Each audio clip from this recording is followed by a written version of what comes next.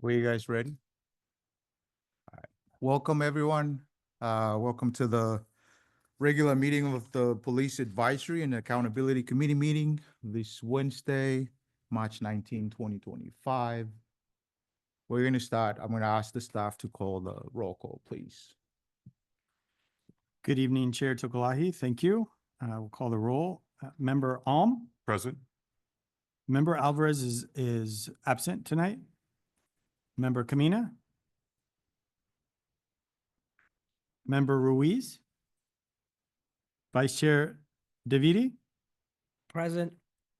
Chair Tokolahi, Present. alternate member Locks, Here. alternate member Valdez, Present. and it looks like member Nguyen is not here, but she indicated that she was Okay. going to be here at some sort at some time, excuse me. And member Valdez, you will be voting tonight in member Alvarez's absence. Thank you. Point of order, sir. How's, sorry. So if Madam Ng doesn't arrive, will I be also voting? Yes. Thank you for the record. Cool. Thank you for clarifying that. How's our interpretation? And member Nguyen has arrived. Good evening. I will now read or address the interpretation. Thank you, Chair Tokolahi. Before we begin, we would like to announce that tonight's meeting will include Spanish language simultaneous and consecutive interpretation provided by qualified interpreters on the Spanish channel. If you are watching on Zoom, you can join the Spanish channel by clicking on the interpretation icon in the Zoom toolbar. It looks like a globe. If you are attending in person and don't have access to the Zoom meeting from your mobile device, please come and see me and I will get you set up with a device so that you can listen to the meeting in Spanish. As a reminder, we ask everyone participating tonight to speak slowly and to allow our interpreter to effectively express your comments. I'll invite the interpreter to translate in Spanish what I just said over this channel. Antes de comenzar, nos gustaría anunciar que la reunión de esta noche incluirá interpretación simultánea y consecutiva en español, proporcionada por intérpretes calificados en el canal español. Si mira en Zoom, puede unirse al canal en español haciendo clic en el icono de interpretación en la barra de herramientas de Zoom. Parece como un globo terráqueo. Si asistes en persona y no tiene acceso a la reunión de Zoom desde su dispositivo móvil, venga a verme y lo configuraré con un dispositivo para que pueda escuchar la reunión en español. Como recordatorio, pedimos que todos los participantes esta noche hablen lentamente para permitir que nuestro intérprete exprese sus comentarios de manera efectiva. This meeting tonight is being recorded and members of the public can watch online or listen by phone by calling 669-444-9171 and use the meeting ID 898-5264-7245#. There will be an opportunity for public comment for those participating in person. Each person will have 2 minutes to provide their comments. We invite each of you to introduce yourselves by name before presenting your comments. And we are offering closed captioning for this evening's meeting on Zoom. Select the live transcript button on Zoom to enable this feature. Thank you, Chair. Thank you. Do you guys have a copy of the last minute? Because we're going to move into that one. We all have. Okay. So before that, before we approved it, do we have any questions from committee members regarding the last minute on our regular meeting, February 19? Member Locks? I'd like to comment on procedural, but I'll do that later. But anyway, microphone. Oh. In the recording of the count, they need to put that the vice chair was absent. and that's not recorded. There's a line below that that clarifies it, but in the count doesn't specify an absence. Thank you. We can make that correction. Thank you. Okay. Thank you. Do you have any other questions regarding the last minute? No? I'm gonna invite public comments regarding the last minute. Do we have any public comments regarding the last minute? No? I'm gonna close public comments on that. Okay. Now, I'm gonna need a motions in a second to approve that minute from last meeting. Any motion? Chair, I'll make a motion to approve the minutes with the amendment on the, as Member Locke stated. I'll second the motion. Motion and second to approve the minute from last one, that's February 19. Thank you. Lieutenant, Yes, I could call roll. Member Alm, Approve. Member Kamina, Member Nguyen, Member Ruiz, Member Valdez, Approve. Vice Chair DeViti, approved. and Chair Tokolahi. Approved. Thank you. How's our public doing? Awesome. Now I'm going to start inviting public comments on any matters which are not on the agenda today. And I hope you guys had a copy of the agenda. Yeah.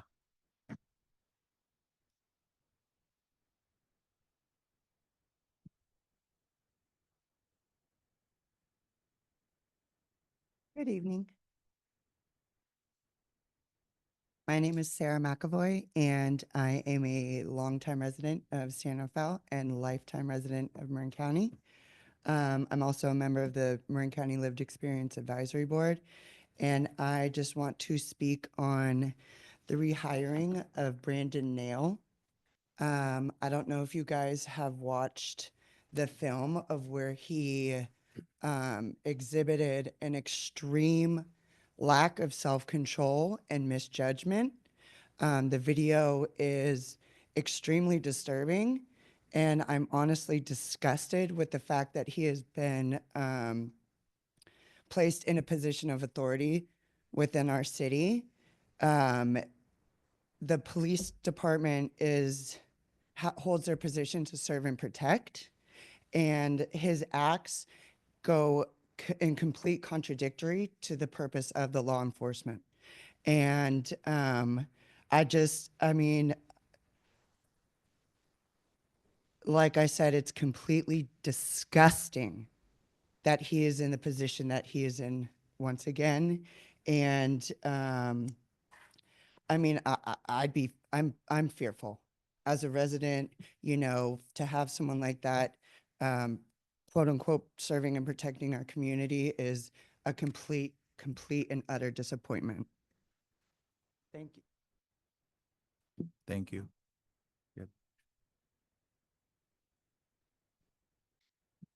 Good evening, everyone. I wanted to point out the pattern at the PAC highlighting that it's a committee of community members run by the police.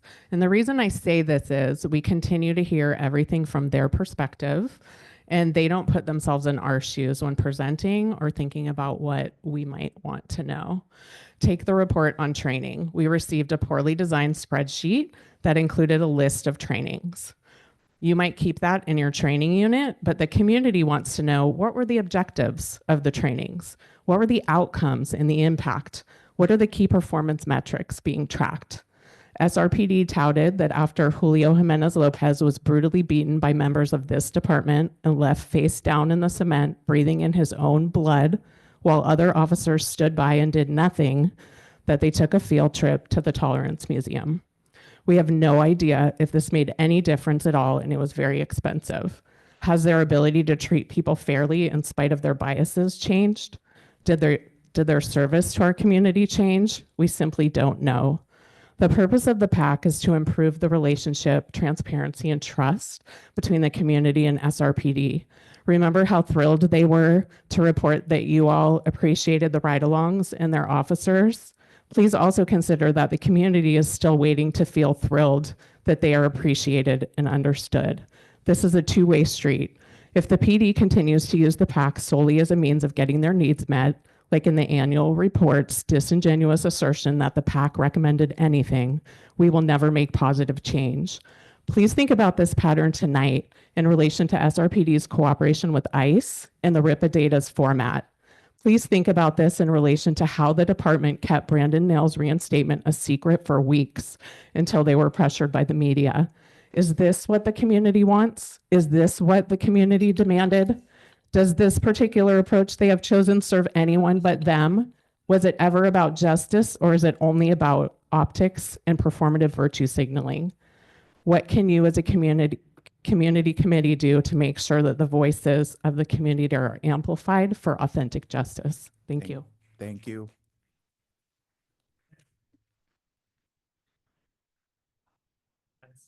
That's hard to follow up.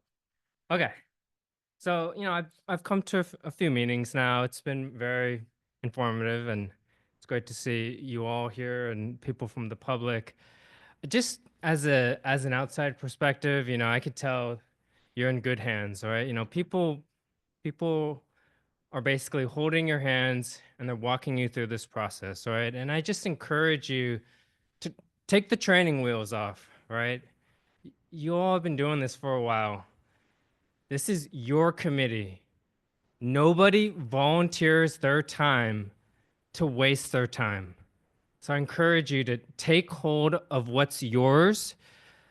These agenda items that you all perhaps discussed and tailor-made for the rest of the year, throw it in the garbage and come up with your own agenda items. Stand up for yourselves. You represent us. The other thing is, it sounds like due process has done its work. As a union supporter, I have to stand by this. But I encourage you to not only look at this person. It sounds like what happened was tragic, but it's not the first and last time too, right? So I encourage you to look at the greater institution, right? Nobody's born bad. No one's born good. We become who we become, right? So look at the institution. Look at how people are getting trained, right? Is everybody a criminal until proven otherwise? I've been looked like that. You carry a baseball bat in this town, you're gonna get stopped and you're gonna get harassed, kind of thing. I'm just gonna go play. I'm just going to the ball field, right? So look at how people and institutions, right? Don't look at individuals, because you're just going to waste your time there. Thank you. Thank you. Do we have any other comments?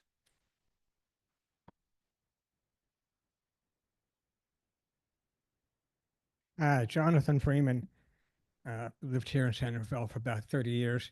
I've made comment on this issue before about stings that the city and the sheriffs run. They unfortunately bring in a large amount of Latino, I'll call them victims. 70% of the people who are arrested and cited during these stings are people with Spanish last names, and the last one run about a month or so ago was 50%. Right now, what this thing was designed to stop is happening. It's going on right now. There are people right now trying to get other people to do what they want by going online. People are arranging meetings and deals with sex workers. And the only reason that the people got caught because they don't know how to do that. What I think you should do is two things. One is I think you should urge that the police department and the other departments stop doing these things. They only hurt people. They don't teach anybody anything.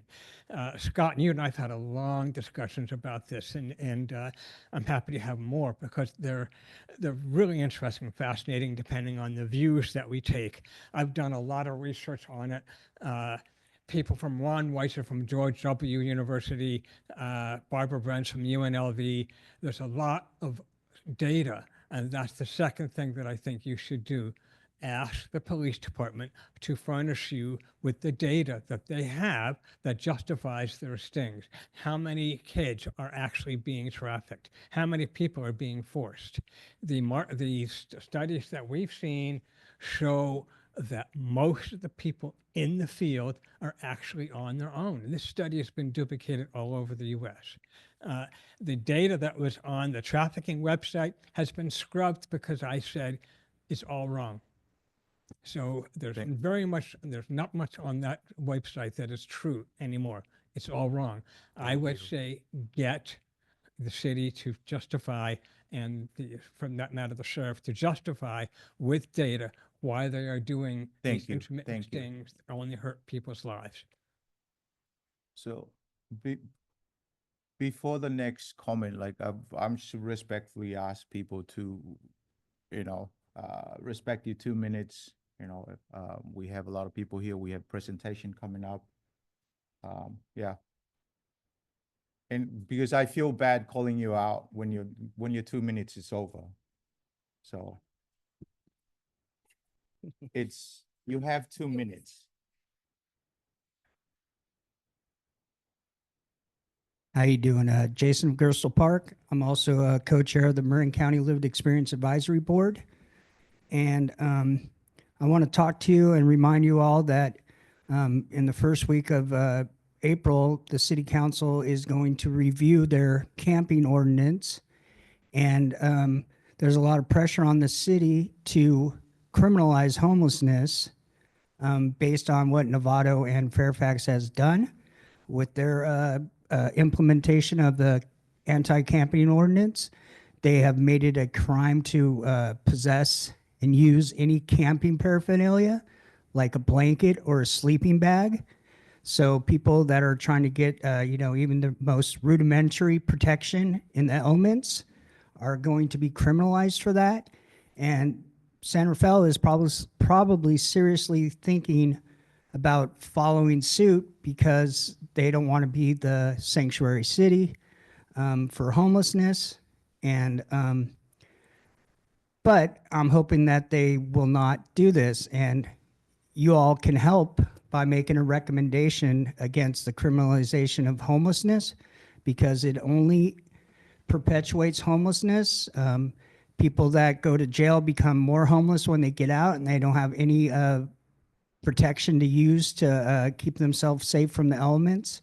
And towing of vehicles and fines will only add barriers to homelessness and add barriers to getting out of homelessness and into a home. And so I believe that you all have a chance to weigh in on that before the city council, or maybe have a delegate come in and talk to the city council at the meeting. And then I also want to, how much time do I got? 3 seconds. Listen to everybody tonight, because they will tell you all what's going on about ICE and the RIPA data, and you should value what people have to say tonight. Thank you. Thank you, Jason.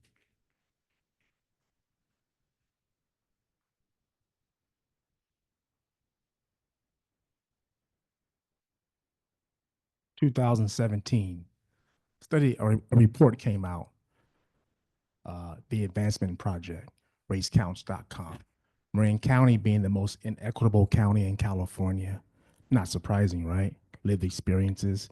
You have the rich and the famous and the privileged. Then you have communities in Marin County that have been beat on, destroyed.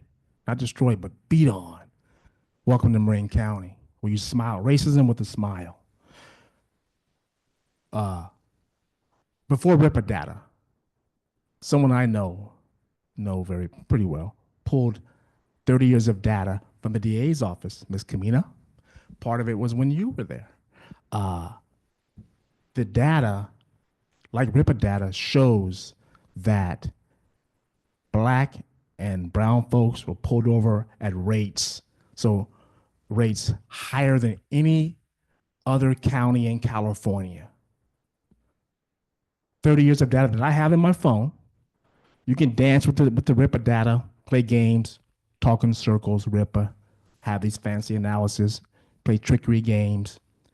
30 years prior to the RIPA data, again, the reason why we're the most inequitable county in California, racism with a smile, is because you guys, you all, these systems have hammered hard on communities like Marin City and the Canal, and you're still hammering hard on Marin City and the Canal, and you won't stop. I will say to the people who, this data came from the DA's office.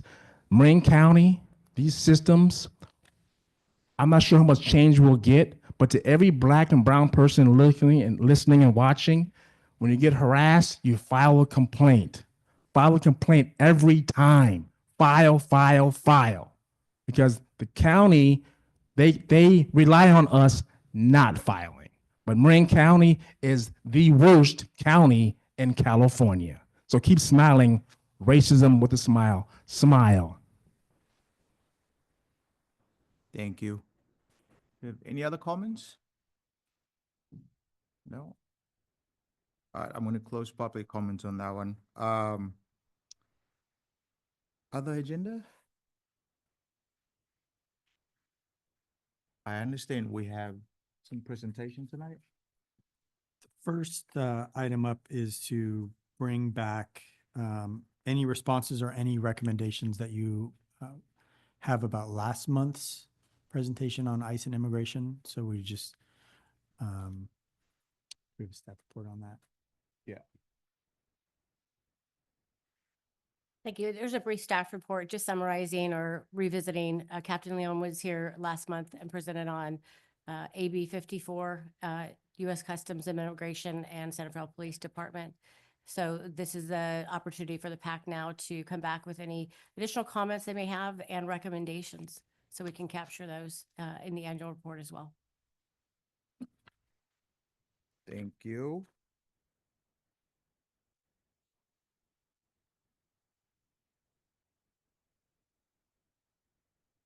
I'm looking at the members. Do any of you guys have any questions regarding those recommendations from the last one?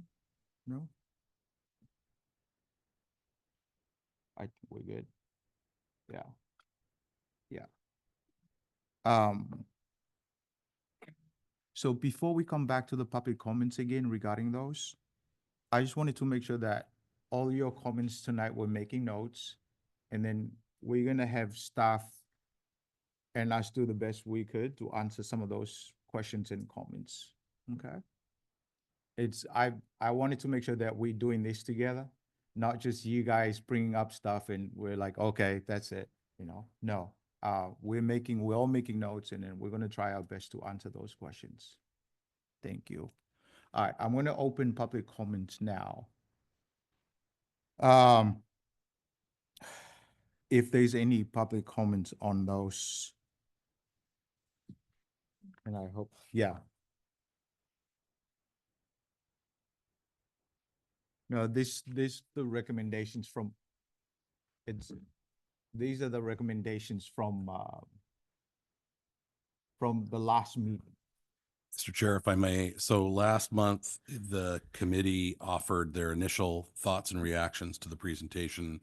So this was the opportunity to do that. So for the community that's here to speak, because I could hear them talking in the gallery, this is item 2A, any response to last month's presentation. Right. Thank you. Good evening. You are uniquely positioned to leverage the data to protect targeted Santa Fe community members from the misuse of President Trump's Laken-Riley Act. Take the training wheels off. I like that comment earlier.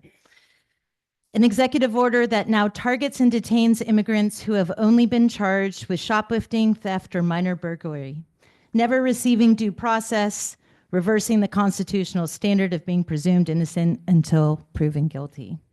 Later tonight, you're going to learn about the RIPA data, how it's a powerful tool that helps Californians recognize patterns of racial profiling and track whether pretextual stops are increasing in immigrant and communities of color. But having information isn't enough. You, have the ability to turn knowledge into action and circumvent what happens once a person is pulled over in Santa Fe for an out-of-date registration or a broken taillight.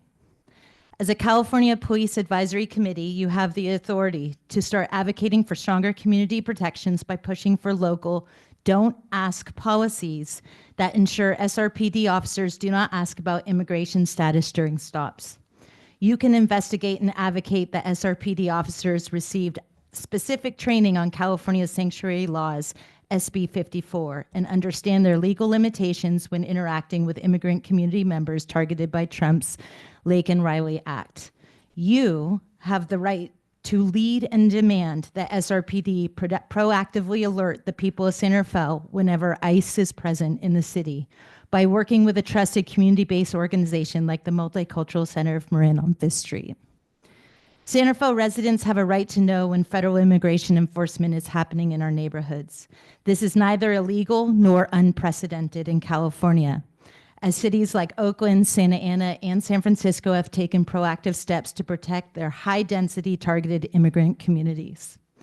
At this moment, words alone that state police provide impartial service to its community members won't reduce real-time misinformation and fear. Like those expressed last month by SRPD, this is no longer enough. Action, partnering, communicating what is really happening builds trust in police, built from the ground up, where every neighbor feels safe and respected. So I'm asking this committee tonight, will you advocate that SRPD openly commit to a don't ask policy, ensuring officers do not inquire about immigration status when residents are pulled over for minor traffic violations? Will you investigate and advocate that SRPD officers receiving specific training on California's sanctuary laws and limits of their authority when interacting with immigrants? Will you demand that SRPD actively protect immigrant residents by communicating ICE enforcement activity through our trusted networks? This committee carries both the responsibility and the authority rooted in its very name, accountability and advisory. Thank you. To stand up for the people of Santa Fe, I urge you to use the power to protect and advocate for our community. This is your job.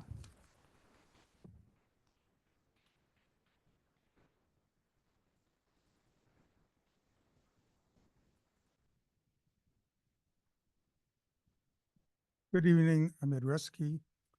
I wasn't going to speak on this topic, but I'm a little stunned that there are 8 of you up here, and you heard a presentation at the last meeting, and recommendations were asked for.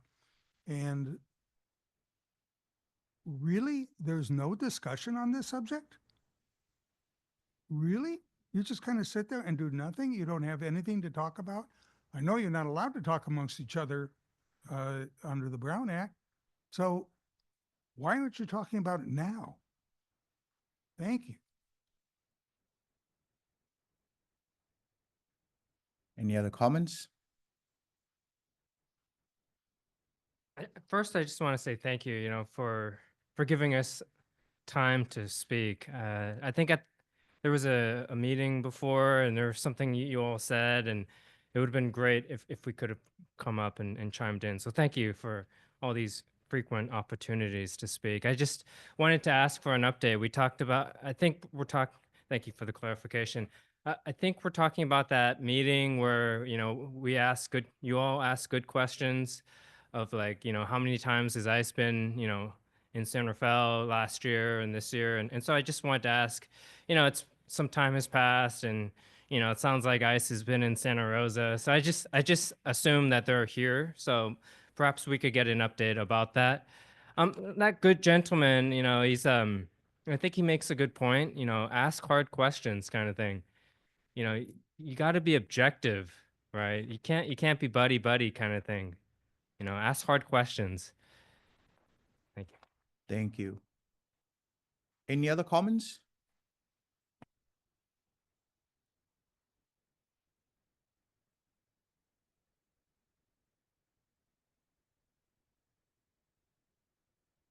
Good evening again. Pertaining to the topic of ICE and our community, there's a lot of misinformation that goes out that puts a lot of fear into people, families, and children are withheld from going to school out of fear. And people don't go to the store because there's fear that ICE could be out there and their families will be broken up.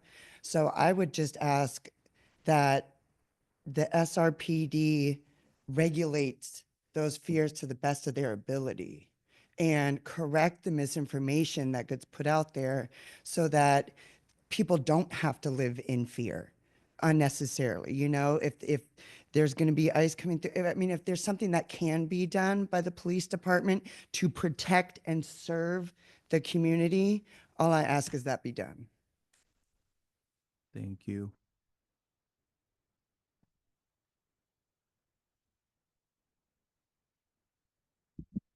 Thank you, everyone. I want to, highlight what Tara said, everything, and also say I'm disappointed that member Alvarez isn't here tonight because she asked us to support her and she asked the police department directly and followed Captain Leon out to say, you should let us know when ICE is here.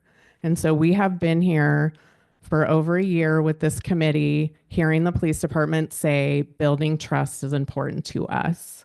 And this is one of the things when we got the report last time, it said that SRPD will comply with the law with SB 54. It did not say anything that the police department would do above and beyond complying with the law to protect our community. And we know that immigrant families become less healthy when there's fear of ICE. They, like was just said, they keep their kids home. They don't go to doctor's appointments. They might cancel their WIC benefits. All of the things that help families get by, they stop doing because they're scared. And so I think if the police department could commit to letting the Rapid Response Network know when ICE is in town, that would be really helpful because community members will be calling the Rapid Response Network to say, I saw ICE at Target. I think I saw ICE at the market down the street from my house. And the Rapid Response Network will be confirming to try to reduce fear in the community. I know there was an event a couple of weeks ago where people thought probation officers were ICE. And now Director Washington is going to give them a presentation on what it looks like when probation's out. And so as we're talking about this issue, the sheriff's office is required to do a Truth Act forum every year and tell us how they have complied with ICE. This is happening on March 25th in the board chambers at 5 o'clock. Well, they will report out all of their cooperation with ICE. And I think it's important for you all to be involved in that. Law enforcement's connected all across our community. And I really hope that SRPD and the PAC will use this as an opportunity to really build trust and help protect our community. Thank you. Thank you. Any other public comments? No. I'm going to close public comments. And I'm going to ask the staff if you guys can respond to some of these questions. Anybody? So there was. So the first thing that I heard was immigration status, our inquiry during traffic stops. We don't ask that. We don't, as we presented last month, we don't actively cooperate with ICE. We don't participate in their activities or their operations, and we don't enforce any immigration law. So, the immigration status of an individual who's reporting a crime or who's being detained in the course of a traffic violation, those are not inquiries that we make. There was another question about misinformation or information that ICE is in town. ICE will either let us know or not let us know if they're doing an operation. I think typically if it's a sweep type of activity, which has not happened here in years, they don't let us know. If they're working an investigation or if they're doing a surveillance for a known felon who's wanted, they will let us know if they're on a stakeout, for example. Depending on the nature of the investigation and the details they share, We're not necessarily going to release that to the public. It could put the agents in danger. It could compromise their investigation. What I want to underscore in that last example that I just gave is an agent or a couple of agents working in an unmarked car doing a surveillance for a known fugitive. And we're not going to share that with the community and put those agents or their investigation at risk. Sweeps are a different conversation, and we haven't had that issue here in years. All right, thank you. I hope If that, I could just, one last thing on everything that the chief said, just if it's, just to remind you that everything that the chief said it is in policy. So the 413 of our Lexipol policy does outline everything. We are not allowed to communicate anything, identification with ICE. We're not allowed to ask for immigration status. And if somebody violates policy, then we will initiate an internal affairs investigation, and discipline, if it's in fact sustained, will be imposed. thank you. Actually, can I ask a question? If you get those, if you're saying it's in policy not to ask someone their nationality or, immigration status when they're stopped or detained for some reason, and suggesting that people complain. So are you able at some time to tell us if you get complaints? I mean, do you track that? Yes, and then complaints are tricky because they're personnel issues, and unless they fall under, SB 2 or 1421, I could tell you that I have never had a complaint about somebody violating this policy at San Rafael Police Department. So who would they call if they wanted to complain, or how would they do that? You can, if someone, yeah, no, who would they? great question. You can make an anonymous complaint if you, for whatever reason, don't trust making a complaint through the police department. You can complain straight to post through the SB2 portal, and you can complain online, or you can go into the police department. Does the public knows about Post? Yeah, okay. But I just want to say, is there an alternative non-police method of making a complaint? If someone is fearful of the police department or retaliation, can they complain directly to PAC? So, Mr. Chair, these questions that are being directed from the audience aren't being recorded. So what is being asked is there a non-police location or resource so somebody can file a complaint if they fear retaliation?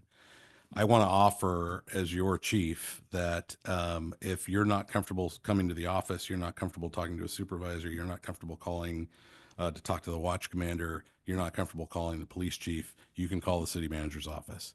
You can call the HR department. This is not a huge city. We're totally networked. And if a complaint came into HR, if a complaint came into the city manager's office, I assure you I would be notified of it, and I would direct that to command staff to be investigated. Thank you. Does that answer the question? Yeah.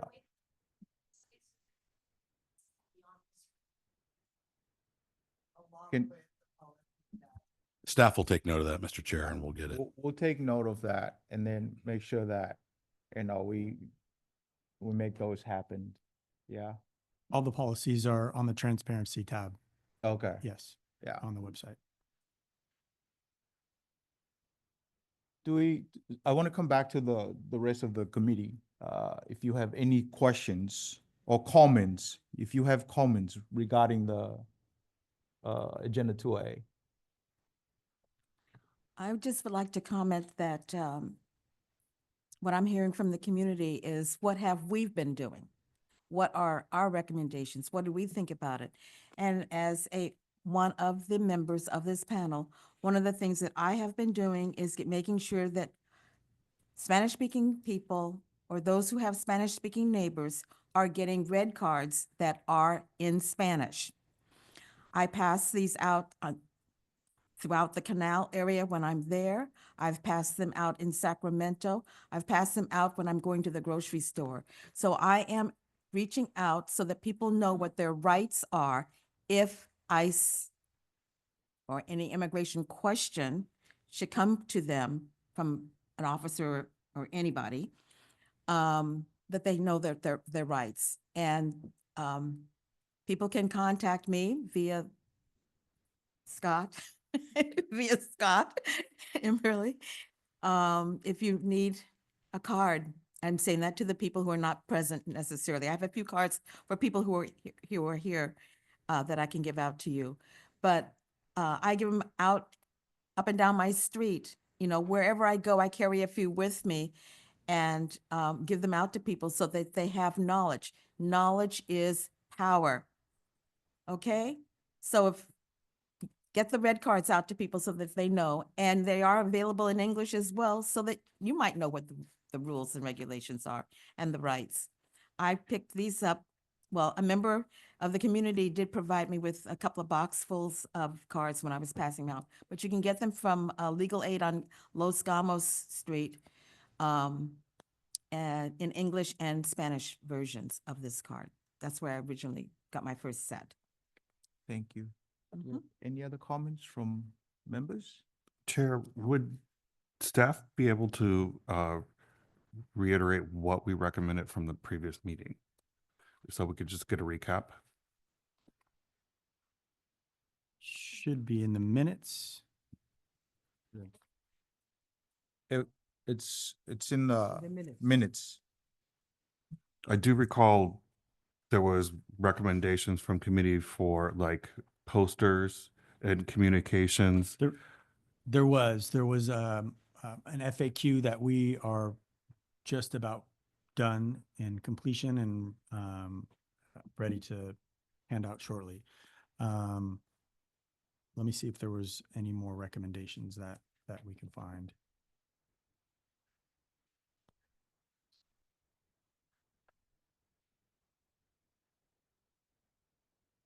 So we don't have the minutes, and excuse me, we don't have your recommendations. They're back at Ms. Olson's desk. Sorry, we didn't bring them with us today.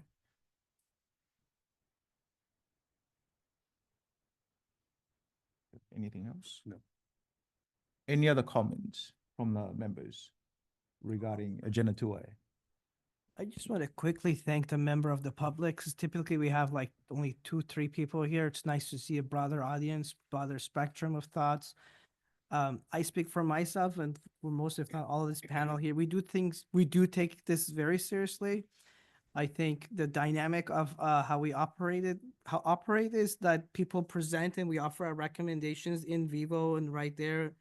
And then, so part of the reason why we were, hopefully I'm not sounding defensive, we were silenced because we make those recommendations. And so, but still, it's nice that you remind us and we take it seriously. So I just want to just kind of reiterate how we operated on last session was that we do make recommendations. But again, we're here to listen and to download. And so with that said, I just want to kind of frame that conversation. Thank you, Vice Chair Davidi. And just another, it's a perfect opportunity to remind any of the committee members or members of the public, if you want to bring forth more recommendations on any of the prior topics that we have, we are happy to record them. That is what will go into the final annual report that will be presented to City Council. So it doesn't have to be at this meeting. If you feel like there's something in April you want to talk about, we can talk about it. Thank you. Any other comments from the members? No? I'm going to save mine to the committee reports because I know like a lot of us, some of the stuff that we do outside of this committee, we report it back during the committee reports later on in the agenda. But I wanted to move forward with, if there's nothing else, we're going to move on to Agenda 2B, which is our public comment duration. And I think we have. Yes. This is our City city clerk. clerk, Lindsay Laura. I know. I'm afraid. Thank you. Yeah. So she'll clarify more on this agenda item. Yeah, thank you so much, Chair Tugalahi and members of the Police Advisory and Accountability Committee. My name is Lindsay Lara. I'm the city clerk for the city of Centerville. It's so nice to see all of you. This discussion tonight is related to public comment duration. And just to be really clear what that means is right now you have 2 minutes for public comment for all of the members of the community. And the topic tonight is to have a discussion around the duration of that public comment time.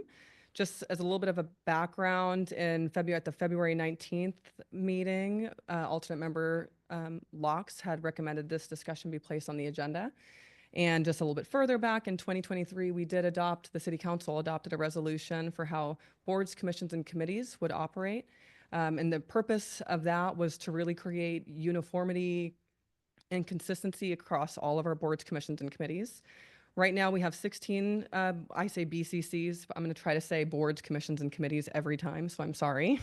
So we have 16 boards, commissions, and committees. Of those 16, your staff report indicates that 14 of them have, or 13 of them have 2-minute public comment period, but it's actually 14. So 14 have 2-minute public comment periods, and 2 of them are currently at 3 minutes, with the goal of having all boards, commissions, and committees moving to 2 minutes. And at the time the staff report was written, that was correct. So, but now we had another board or commission moved to 2 minutes.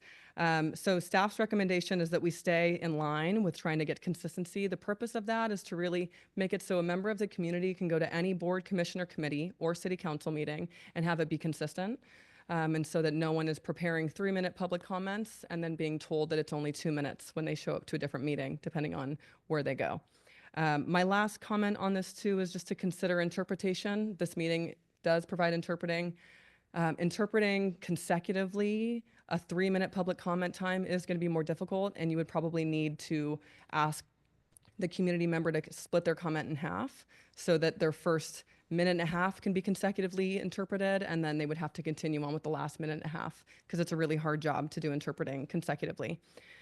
So in closing, staff's recommendation is to remain at 2 minutes, and I'm happy to answer any questions that the committee has. Thank you. Do we have any questions from the committee members regarding agenda 2B?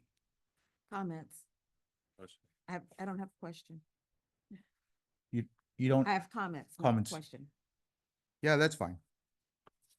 Go ahead. First, I think is questions and then public comment, and then you can comment. I do have one question. I reviewed the report and I realized that every committee has an assigned city council person. Which council person is assigned to our committee? That's such a good question. And in the last meeting of December, we actually changed that. So our council liaison is actually Mayor Kate for every board or commission. So every board, commission, and committee has one council liaison, and that council liaison is the mayor.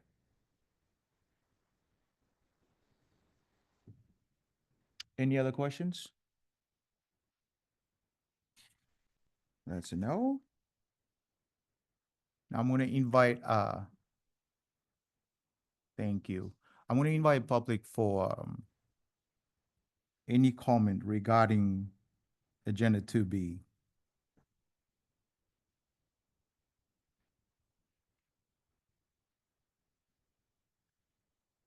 Just want to reiterate, this is your committee, right? So I think you're hearing some pretty good stuff from people who know a lot more than me.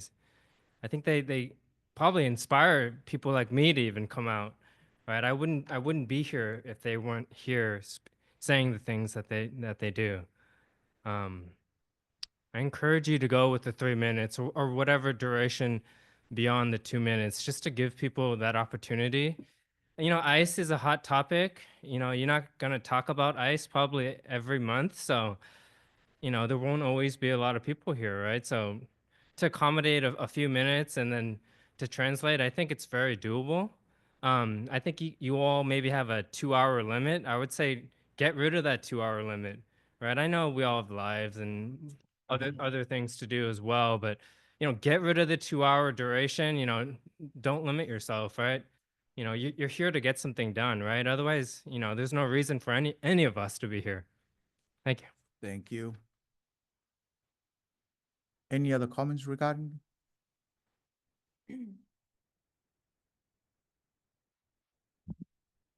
I want to agree with that, there aren't usually a lot of us here, as Member Davidi mentioned. I know I'm usually here if I can be, because I think this is really important. And 2 minutes, and then we're asked not to speak fast so that translator can keep up. But when you only have 2 minutes to say things that are really important, you have to speak fast. So I would encourage you to do what you think would be good. I mean, the community has asked for 3 minutes, and now we hear again the city coming in and recommending 2 minutes because they want it to be the same at all their committees. Well, I don't think it has to be that way. And I also have some questions about how Mayor Kate could possibly be the liaison for all the committees, unless I'm thinking about liaison in a way that means something different, because I have not ever seen her at one of these meetings. There was a question from a committee member about who the liaison is. So clearly you all don't know who the liaison is. So what does that mean that she's the liaison of all the committees? How does she interact with the committees? How does she get kept up in touch with what's going on? And I do think I go to other meetings too, and sometimes they will give a 3 minute, and then they'll say like, oh wow, there's 20 of you tonight, so we're going to reduce it to 2. And that is also something that boards and commissions can do at the beginning of the meeting based on how many people show up for public comment. So please listen to the community. The city has a certain way they want to do things, and they do it in this meeting too. So dare to be different and pick a different path. Thank you. Thank you.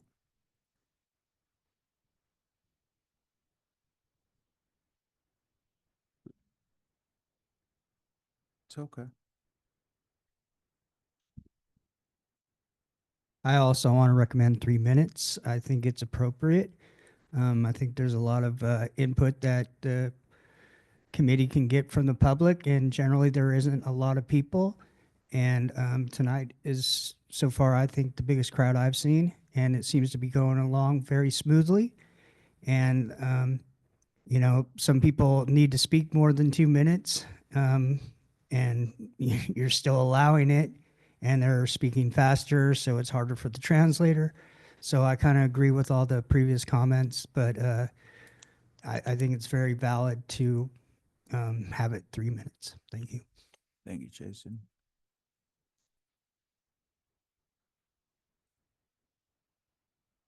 Hi, this is your moment to critically think. You don't have to do what people tell you to do. You should do what's best for the community that comes here, who's also volunteering their time, their skills, their care, their love, because they care about the community. They care about the work that you're doing. We know we have translators that are trying to communicate to the public that you aren't seeing, that are online or are here at this meeting, but need that translation. I know I often go over by 10 seconds, 15 seconds, and I'll continue to ignore you and go over 10 seconds or 15 seconds to finish what I have to say because I took the time to be here. So I'm asking you to please listen to the public. We're asking you for 3 minutes. Thank you. Thank you. Any other comments?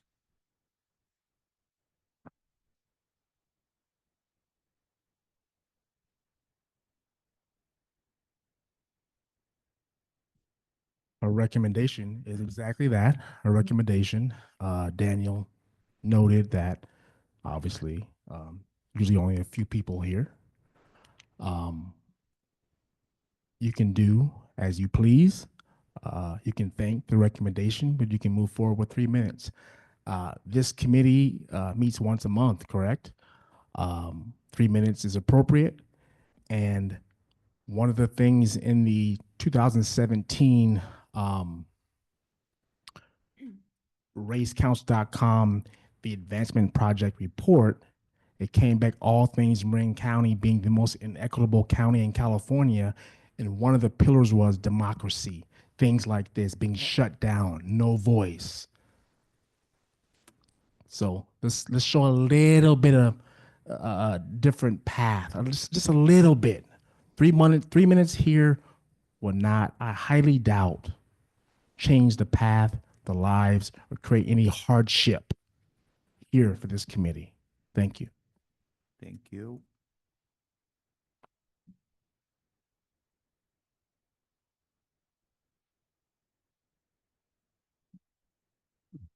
Yeah, I didn't think I was going to talk on this issue, but started thinking about it. And this particular issue of law enforcement is very sensitive.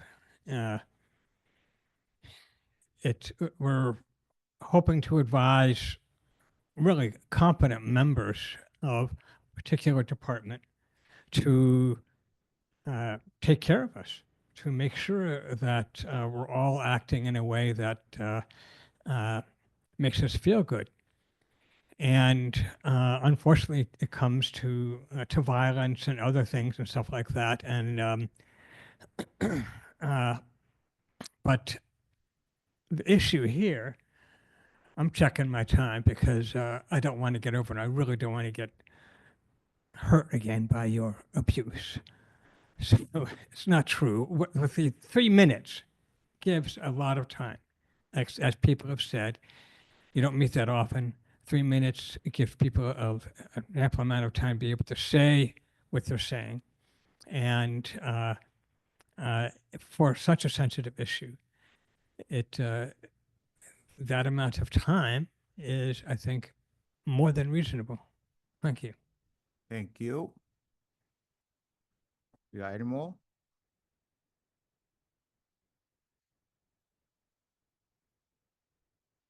If I may, I'd just like to add my vote to the increased time. I've been attending boards of supervisors and city councils meetings and planning commission meetings for a long, long time, many, many years. And 2 minutes is generally what these organizations require. The problem is that you and the staff in particular have had an opportunity to think about them and think about it and come up with a way to do it and talk about them for much, much more than just 2 minutes. And you have members of the public here who have a lot of good input. And to say, your input's only worth 2 minutes of our time, I think is a strong mistake. Thank you. Thank you.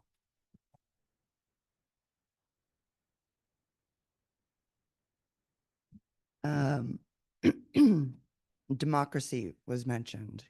And, we are a country founded on democracy, and it's of the people, by the people, for the people. If you can't let us speak in our full entirety, then you don't know what it is that we want. You don't know what it is that we're concerned with or care about or have suggestions about. This committee is designed to be of service to the community. And if you don't know what we have to say, how can you serve us? And that's all I have to say. Thank you. Do we have any other comments from the public? No. I'm going to close comments from the public. I want to come back to, before we got into comments from the committee members, does any of the staff wanted to respond to some of these? No? Okay. I want to come back to the committee members. So this is your chance to comment regarding Agenda 2B between 2 and 3 minutes. Look, Yeah. it's okay. Like anybody in the committee members, if you have a comment about the agenda, then just, yeah. Yeah, my comment will be to stick with the 2 minutes. And we were like taking time, and like probably like 6 or 7 of the speakers went over the 2 minutes. And I think if we give them like 3 minutes, it's gonna be 3 minutes and 20 seconds, 3 minutes and 30 seconds. So my recommendation is to stay in the 2 minutes. Thank you. Thank you. Any other comments? Chair, I would comment that I hear what the public's saying. I respect where they're coming from. I want to put on an equity lens though to this. And if we're looking at this equitably with other committees, I don't think it's fair for them to be mandated to 2 minutes and we're going to give a special exception to ours. I want all public to have an equal share of time, and it seems inequitable to me for one committee to have more time than a different one. Thank you. I'm looking at anybody. Any other comments? Please. As many have said, that we, this panel, are representatives of the community. We get feedback from the community. I'm the one who actually brought to the agenda the 3-minute request because that came from the community through more than one person to me from the community. It sounds like with the feedback that we've gotten basically from staff is that, well, I'll just leave it at that, is that we need to conform to the 2 minutes. I would like to see us go forward with the chair being able to make the decision based on the participants in the room. So if we have 3 members in the room, at the beginning of the agenda, that could be said that we will allow 3 minutes for people to speak. If we have 30 people in the room, then we should stick with the 2 minutes. But as many of the community have said, many come with a lot of information and would like to express all of that information. That right there is an equity issue if they're not allowed to provide that information. That is an equity issue. And being in compliance with other committees by mandate, we were told when this committee was being formed that we would be able to make our own recommendations with staff input as to how we would run our committee. And I'm not hearing that from the members. Remember, this is the year of action. This is an opportunity to take action with critical thinking, as has been discussed by the members of the community. You hear the community asking us to be more proactive. They said it in many different ways. And I think taking in all of the information, that it would be my recommendation that at the beginning of each meeting, that the chair makes a decision of how many minutes will be used in public feedback. Thank you. Thank you, Member Locks. Any other comments from the committee members? No. So, Sorry, I gotta speak. I've been kind of pondering this in my head for a while, and I'm usually pretty decisive when it comes to making decisions, so I've been kind of going back and forth. My initial reaction was like, why not? Let's do 3 minutes. This was last week because I thought there's only few people here. And then when I saw the big room, I said, it's, maybe 2 minutes is the right time because then everybody gets heard. And then I listened to what city clerk had to say. So I do feel like we should have some kind of boundary, and that's what keeps safe and consistency. But if there is a way that we can make a decision and it's consistent, or maybe we can make a motion to make a vote here. If there is 2, 3, 4 people here, we can maybe have the 3 minutes, but if it's less, kind of maybe what Heidi was mentioning, if it's a lot of more people, bring it down to 2. So I am leaning towards that, as of now. Just wanted to share that, but I'm happy with whatever final decision here gets made, but just wanted to maybe think out loud or share out loud. I don't want to sit in silence. I want to share what I think.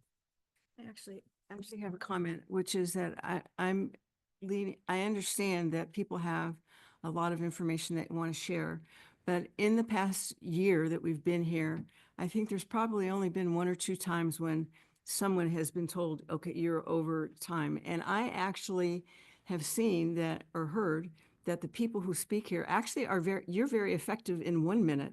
You are able to make your point. And so I actually think that the chair has been very kind, and if you're going over, I realize that you were over but you continued, and it's not like you're going to get thrown out. So I think we're spending a lot of time over considering a minute. And I actually think that the 2 minutes is fine to be consistent with the other committees. And I don't feel like we're being pushed into that. That's a choice that I choose to make. So that's my opinion, that I think the 2 minutes is fine. And if the chair doesn't interrupt somebody after 2 minutes, so be it. It's like, that's my concern. Thank you. We all have comments. Do we have any other? Are you okay with translation? I'm also worried about you. I wanted to make sure that everything is being, you good? Oh, I'm okay, thank you. Okay. I just wanted to make sure. There's two things here. One, we're gonna vote, 2 or 3 minutes, and then I'm gonna need some clarifications from the staff about Member Locke's, you brought up the idea that the chairperson should, I see someone standing, we'll need some clarifications from the staff on the second one. But first, I think we're going to vote on the 3 or 2 minutes. It's up to you if you want clarification first or if you want to vote. I think I want the clarification first. Yeah, okay. Before we Perfect. vote, the clarifications on the chairperson's call, if there's only 2 in the public, should we give them 3 minutes each? But if there's like 30 of them, maybe I'll refrain and say just 2 minutes each. Yeah, so I believe in my experience, traditionally it's been that if this room is packed and say you had 2 minutes or 3 minutes, say this was 3 minutes and this meeting was packed, you could say, because of the amount of members here and to be able to, that we can get to city business, we want to make sure that we reduce it down to 2 minutes based on this room. That is an option. I've never seen it to where at the beginning of every meeting, the chair is choosing how much public comment there would be. I think there should be a set standard. That would be my recommendation, as a set standard. And I would always recommend that you can fluctuate depending on the situation. I must say, in my experience as well with the city council, whenever there's something that's really impactful going on in the community, something tragic that's taken place, the chair or the mayor has done similar to what you've done tonight on some of the topics that have been in front of you. They're important, they're meaty, and you've decided as the chair that you'd like to let them go over. You ask them to wrap up their thoughts, but you don't cut them off, you don't stop them, you don't ask anyone to remove them. That's pretty typical. That's the chair's choice at any given time. Thank you. I think we're good. Meaning, I want to come back to the committee because I wanted to request a motion from the committee regarding the first one, a motion in the second on the public comment duration, whether we stick with the 2 minutes or we go up to 3 minutes. So I request a motion in a second. And then we're gonna come back to the staff for. Can I just make a quick suggestion on whoever's making the motion is just make the motion on either the 2 minute or the 3 minute. If you put in either or, it gets confusing. For example, I would request somebody to make a motion on whether we should keep 2 minutes, or I would request somebody to make a motion on whether we should go to 3 minutes. Those are 2 separate motions. Just make one. Okay. Do we all agree on that? Do we all understand it? Okay, good. Chair, I'll make a motion to maintain the current bylaws of 2-minute time frame for public comment. And any second? I said, The current procedure. It's not a bylaw. It's the current procedure. Just the current procedure? But the motion is to keep the 2 minutes. Any second? Member Ruiz seconded it. Okay, so there's a motion and second to keep the 2 minutes. I'm gonna come back to the staff to call the vote. Thank you, Chair Toklai. Member Alm? I vote aye. Member Valdez? Aye. Member Kamina? Member Nguyen? Member Ruiz. Aye. Vice Chair Davidi. No. Chair Tokalahi. Aye. That motion carries. Motion passes. Okay. Can we have a moment to toggle the translators at this time? Yes. Thank you.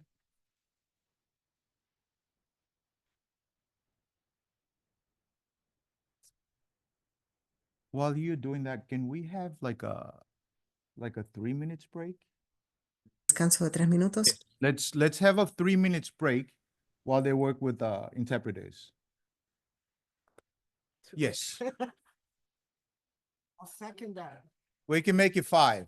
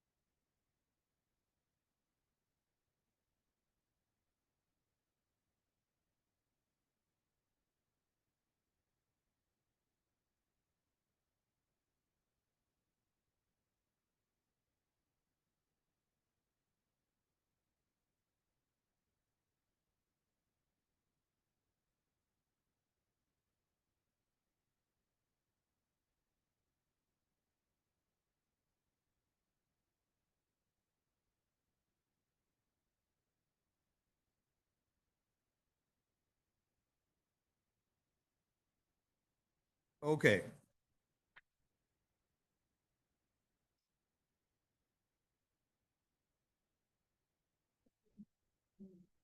So at this point,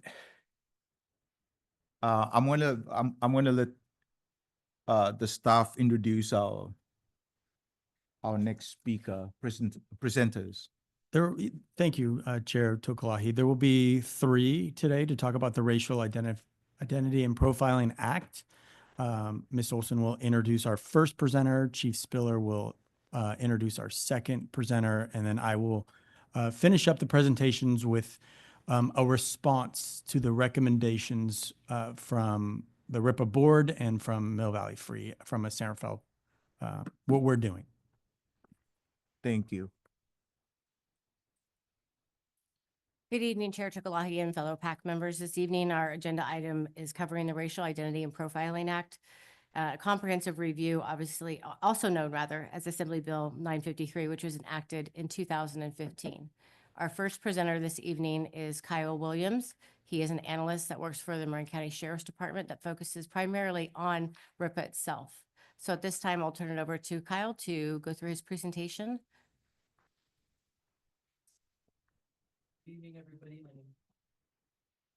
Good evening, everybody. My name is Kyle Williams. I'm a data analyst under the Marin County Sheriff's Office, and I'm here to discuss AB 953, the Racial Identity Profiling Act, and how it pertains to San Rafael Police Department. Let me see.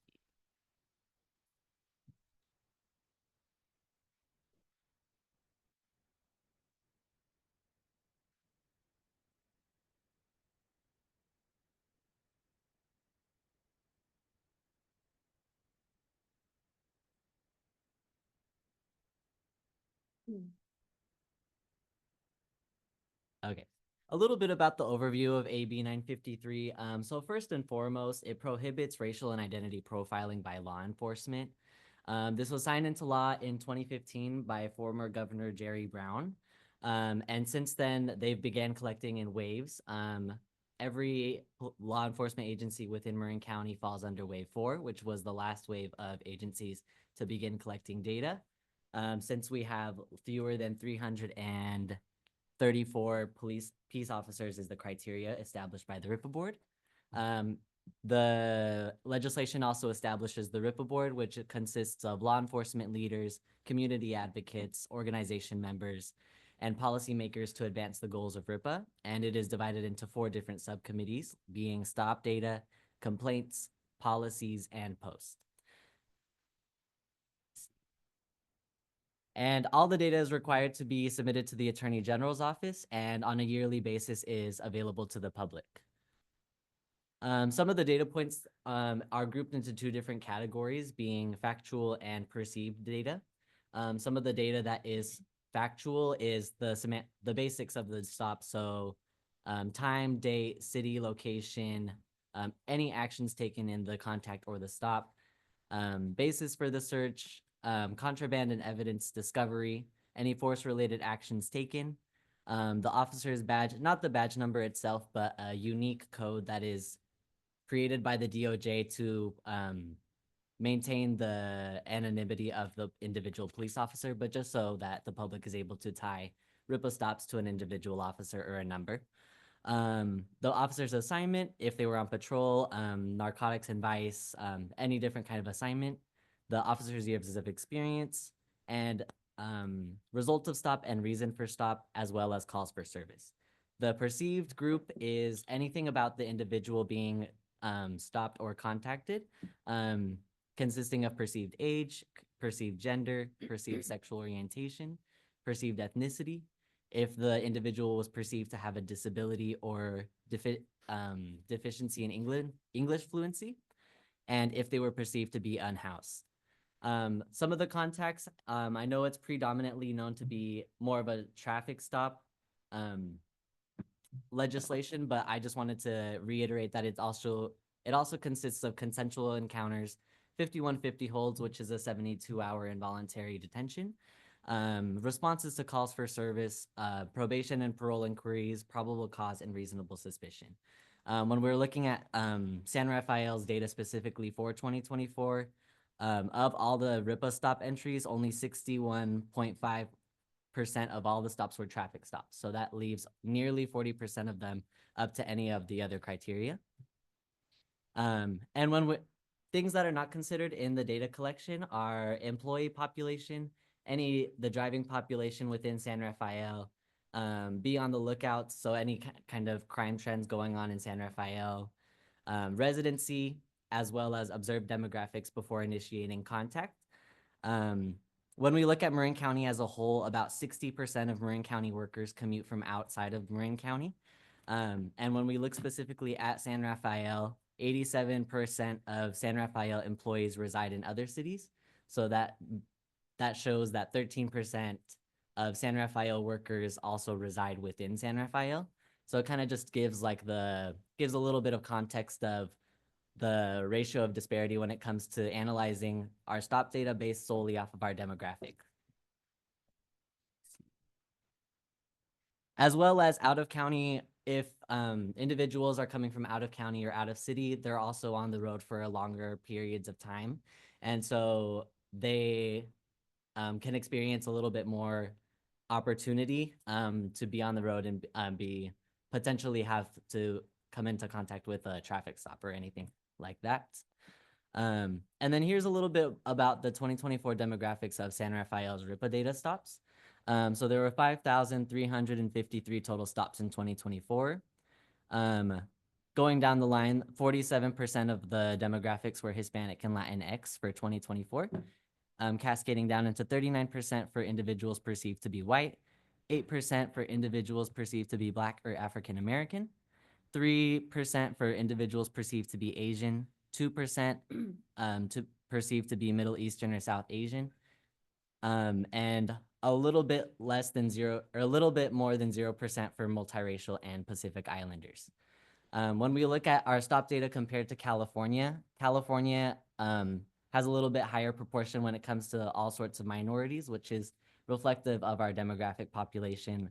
And we can see the surplus of white individuals detained in or stopped or contacted in San Rafael. And this is 2023 data simply because all of California's 2024 data is not yet publicly available through the RIPA portal. So when we look the difference in demographics for San Rafael is 44.23% as opposed to California's 31.96%, which is reflective of our higher proportion of white individuals residing within San Rafael. A little bit more of the other characteristics that we also collect for RIPA data is the perceived age and the perceived gender identity of the individuals. There's a 3 times higher percentage of individuals perceived to be cisgender men or boys, as opposed to cisgender women and girls at 24.5% as of last year. And with 1.3% perceived to be transgender men/boys and 0.8% perceived to be transgender women/girls. And with Marin County's median population age being 48.2 years old, our data is skewed a little bit more towards our middle-aged population. When we looked at our reason for contact, this consists of all the different kinds of stops and contacts I discussed before. With our highest percentage of reasonable individuals contacted for reasonable suspicions, we have individuals perceived to be Black and African American, cascading down into white individuals, and then cascading down to individuals perceived to be Hispanic and Latinx. But when we look at the percentage of individuals stopped or contacted for reasonable suspicion, about a majority of them were stopped as a result to a response for a call for service. So officer discretion kind of accounts for about a third of that, or officer initiated contacts. When we look at search and discovery rates, this graph kind of pertains to think about it a little bit more simply is our search rate is hypothetically if 100 individuals are stopped and 50 of those individuals are searched, our search rate will reflect that. So the search rate would be 50%. When we look at our contraband and evidence found rate, if contraband or evidence was found in 25% of those 50 individuals, the contraband and evidence found rate would also be 50% because it was 50% of the individuals that were searched. And I can clarify more on that if there were any further questions later on. But in essence, higher contraband and evidence found rates show more projective searches.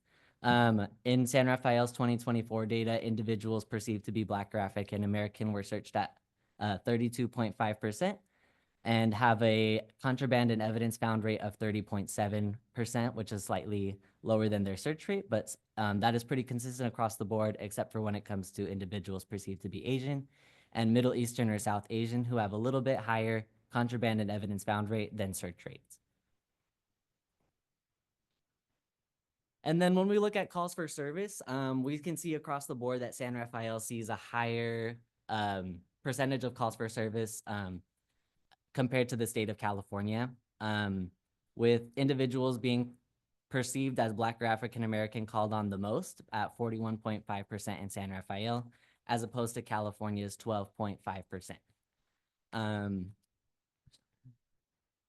And then when we look at our two other biggest demographics, with Hispanic and Latinx, they were stopped at 24.8% as opposed to California's 7.8%. And individuals perceived to be white were stopped in response to a call for service at 30.1% compared to California's 8.7%, showing a lot more stops in response to a call for service, with all of our stops with 26.4% of all of our RIPA data were in response to a call for service. And then when the RIPA board looks at results of stops, they characterize it more commonly into warnings, citations, and arrests. Individuals perceived to be Asians were given warnings for the most part, or at the highest percentage compared to any other ethnic category. When we look at citations, individuals perceived to be Middle Eastern or South Asian were cited at the highest rate, cascading down into individuals perceived to be Hispanic or Latinx, and then individuals perceived to be white. When we look at our arrest rates, individuals perceived to be Black or African American were arrested at 24.6%, cascading down into Hispanics and Latinx at 19.9%, and individuals perceived to be white at 17.2%. When we look at actions taken can consist of searches of property, searches of person, seizures, curbside detentions, patrol car detentions, if a field sobriety test was conducted, if they were removed from a vehicle, or if their vehicle was impounded, just to give the scope of all the different actions that can be taken during a stop. When we're comparing to statewide data, individuals perceived to be Hispanic and Latinx were stopped. Sorry, I can't see my.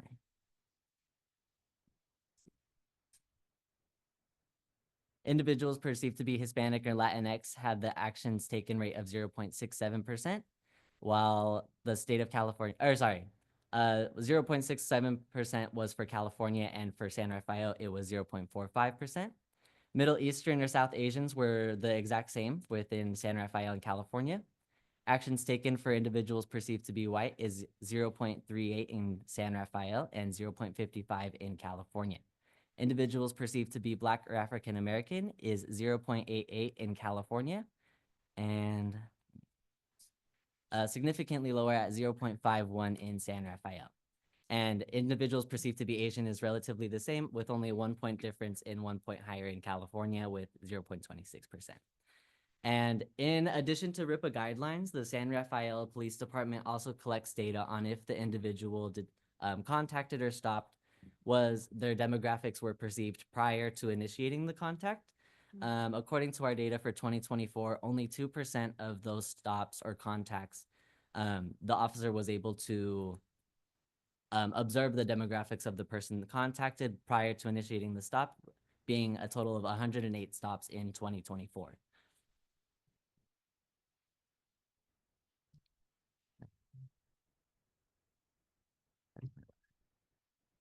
And thank you. Thank you, Kyle.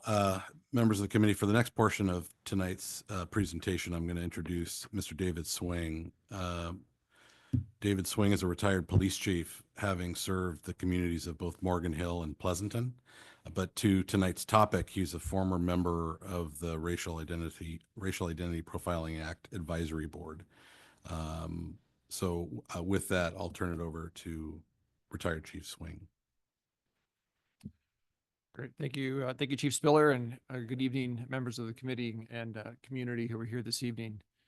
I've been asked to speak on a couple different components of the staff report that was prepared by the staff of the police department And also I want to touch on the context of the data collection and the benchmarking currently used by the RIPA board by benchmarking the American Community Survey data and demographic data, recognizing that in all of our communities, Santa Fe included, the transitory nature of demographics. People coming in and out of the community for different reasons, be it employment, transit, tourism, retail, et cetera, and how benchmarking against demographics of the resident survey isn't necessarily the most accurate methodology to use in that space. And there are other methodologies that are out there that we can speak to later. But with respect to the report and pretext stops, the Wren decision, the U.S. Wren decision, obviously has allows for pretext stops by police officers. A pretext stop is typically, it's identified in the report as a stop that's made for a minor traffic violation, when having an often unrelated investigatory motive. And there is an interest in some communities to limit the officer's ability to make pretext stops, and to limit the opportunity for officers to make equipment-related violations. And when you think about that particular action, officers would be prohibited from making a stop for bald tires during the winter season. Stop from making stops related to brake lights out during, again, those similar scenarios. And so there are some safety concerns around the ability for officers to make equipment-related violations or stops for equipment violations. And so it's the recommendation that those stops continue, or that they'd be allowed to continue based on officer discretion and officer judgment. With respect to bias by proxy, you saw there that about a large majority of stops are made in relationship to calls for service. And that there are greater disparities, as I saw on the slides there, in calls for service data than there are in officer-initiated activity. Some have attributed that to bias by proxy within the community. And it's important to ask questions of the police department. Well, what does the department do to limit or to control potential bias by proxy, or community members that are calling in that are unable to articulate the behaviors or actions of the person as it relates to a need for law enforcement contact? And that's a very important conversation in all communities, and certainly here in San Rafael. And so I just encourage that as you discuss and hear from the community on the topics of pretext stops and bias by proxy, understanding the how law enforcement uses those, uses the pretext stop or as a mechanical stop for mechanical violation, and also what the department does to control or limit potential bias by proxy when community members call in and are not able to articulate the actions or behaviors of the person that have generated that call. Thank you, Chief Swing. With that, I'll turn it to Lieutenant Eberly, who will take the home stretch for this portion of the agenda. Thank you, Chief Spiller. Community members, you received a staff report that had two different recommendations from two different groups, one being the RIPA board and one from Mill Valley Free. I want to just acknowledge that we do look at the RIPA data and what we have done in response to this RIPA data. I want to go over. Some of it we've already been doing, some of it we do more of, and some we've added. So I'll start off with the RIPA recommendations. The mandate training on implicit bias, de-escalation, cultural competency, and crisis intervention. I can tell you on the crisis intervention, we've been doing crisis intervention training well before RIPA. When I first started, it is a 40-hour-a-week course that we mandate every single officer take. We emphasize de-escalation in all of our use of force and firearms trainings. And so we train on that at least yearly. It's a perishable skill.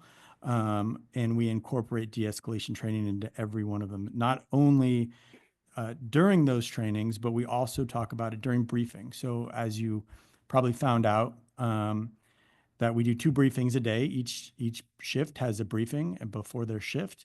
And during that briefing, once a week, there is a training video that is centered around whether it be de-escalation, uses of force, cultural competency, crisis intervention. There's always a discussion that circles around that. Even if it's a new law, how are we going to incorporate respect and treating people with respect and using de-escalation? Some of the additional specialized trainings, I don't want to go too much because we did have a training, but I just want to emphasize again that we had leadership and coaching for all of our supervisors by an outside coaching program. We had emotional intelligence, actually taught by, he was a retired parole officer, but he was also an entire incarcerated person. So it was a very unique perspective to get an emotional intelligence class for him. We've had procedural justice. I want to emphasize diversity, equity, inclusion, and belonging. And I think I say it multiple times in our staff report. I want to magnify that during the DEIB training for our records and our dispatchers, those are the unsung heroes who answers the phone and the first people that put in the calls for service for officers to respond to. We had a whole block on bias by proxy. So all of them are trained on bias by proxy. If there is ever a question about a call for service that just doesn't seem right, they are to call a supervisor and then filter that through a supervisor before just a call because of a particular race of a person is walking in their neighborhood. That's something that we should not be going to, and our dispatchers and records know that. I want to talk about RIPA recommendations on improving data collection and transparency. We are open to exploring data enhancing collection methods. We know that it's very time consuming. We know that it's difficult, but I do look for you today and next week. If you have any recommendations on how to further collect data, I'd love to engage in a dialogue about that. Strengthening community engagement and oversight. SRPD, we share everything on our, except for personnel issues, obviously, on our transparency portal. So you could see all of our training. I think there was a community member earlier that talked about, I want to see the objectives of the training. And I want to, every lesson plan is on our transparency portal for all of our trainings. And I'm very happy to be a part of, and that we started at the Police Advisory and Accountability Committee to lend further feedback on police trainings. I want to now transition into Mill Valley Free recommendations. I think probably the only thing that we might disagree with a little bit is the elimination of pretext stops. We don't support the elimination of pretext stops. We do believe that there is a safety element involved if we do eliminate pretext stops. We took an oath to protect and serve our community, and we feel that if we do eliminate one of the tools out there, specifically pretext stops, it would undermine public safety. Oversight, they also recommend that in accountability, we've established the Police Advisory, the PAC, to review data, review policy, make recommendations, help us become more transparent, improve public trust. Mandate scenario-based officer training. I thought that was a great recommendation by Mill Valley Free. We just signed on with Axon virtual reality, and it is now going to be incorporated in all of our use of force training. So it will be, we always did do scenario-based training, but it's sometimes difficult to get role players, get the locations. We've now made it more convenient, easier, so that we can do it actually in-house in our buildings during a shift, when a shift is not busy and the patrol sergeant wants time to do more trainings. We definitely will do it at scheduled trainings like we always do, but this provides an extra opportunity to create scenario-based training that addresses racial bias, cultural competency, and de-escalation. Community engagement and dialogue. Again, I couldn't be more happy to be in the same speed as Mill Valley Free on community engagement. We pride ourselves on the community engagement that we do. We are always looking to improve. You are all aware of the many wonderful engagement opportunities that we do. One is actually tonight, is the Community Academy. It is an all Spanish, a 10-week course. I always will take every opportunity I can to plug that because I implore any of you that has not participated in our Community Academy to please sign up. Of course, we always have Coffee with a Cop, and we have a pretty active social media presence to improve our transparency. With that, I think it covers all the recommendations that I saw on the RIPA Board 2025 report and the Mill Valley Free most recent report. So thank you for your time. We'd like to open it up to the committee for any questions that you may have. Thank you, guys. Take those in. I know that's a lot of stuff. And also if these info can forward to all the members, like just after the meeting tonight, sometimes between tonight and the next meeting, if we can access those, look at those, all the RIPA datas and stuff. If you have any questions that you don't have now, you can always bring those questions in the next meeting or send the staff an email about it. Because I know that's a lot of information tonight. But we're gonna move on to questions from committee members regarding all those three presentations. Yes. So any member have questions? I know. Yes. Thank you for your presentations this evening. I appreciate them very much. I have to say I'm somewhat glazed over with all the numbers because I am not a numbers person, but we did have access to your presentation beforehand. It came with the packet and I actually reviewed it. But I have a question. Are you able to take all those different little numbers that you use, which are obvious? I don't mean to trivialize them because they're very important, but are you able to tell us trends that you see to make it less numerate, I guess? Do you understand what I'm saying? I feel like I'm not being very clear, but do you understand? Yeah. Thank you. With the different graphs, like when it comes to like results of stop, actions taken, things like that. I can come up with like a brief summary again for any of those graphs, and I can reach out to Lieutenant Everly or Miss Olson, and then I hopefully I can reiterate that, and so it's a little bit more transparent. I was thinking of now. Oh, right now? Okay. That was since we're all here, but exactly. Let me see. Thank you. Let me reshare this. Okay, put you on the spot. Oh, no worries, no worries. Okay, thanks. Actually, well, you're housed at the sheriff's office? Yes. But you actually are available for the entire county? Yeah, at the discretion of the entire county of Marin. Oh, okay, thank you. So Kyle works at the sheriff's office, but his position is funded through Assembly Bill AB 109, the Community Corrections Partnership. So he is a resource to all the chiefs in the county, but he's housed at the sheriff's office.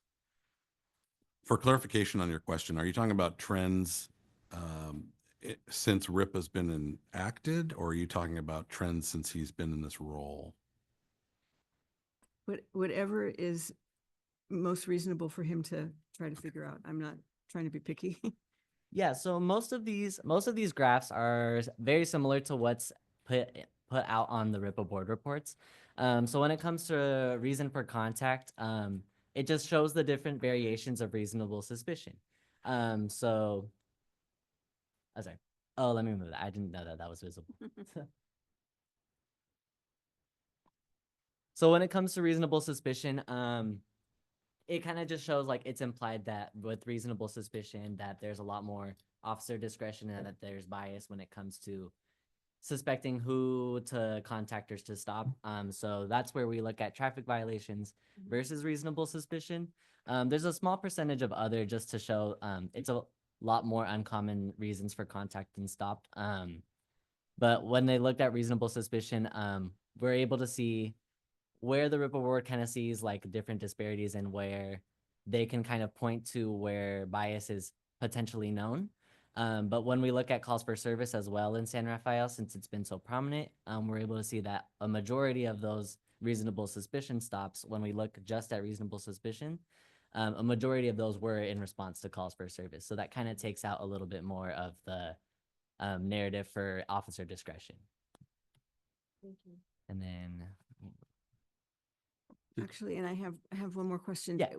It may be in the data, if I missed it, out of the 5,000 so many stops, do you have, is it tracked how many are pretext stops?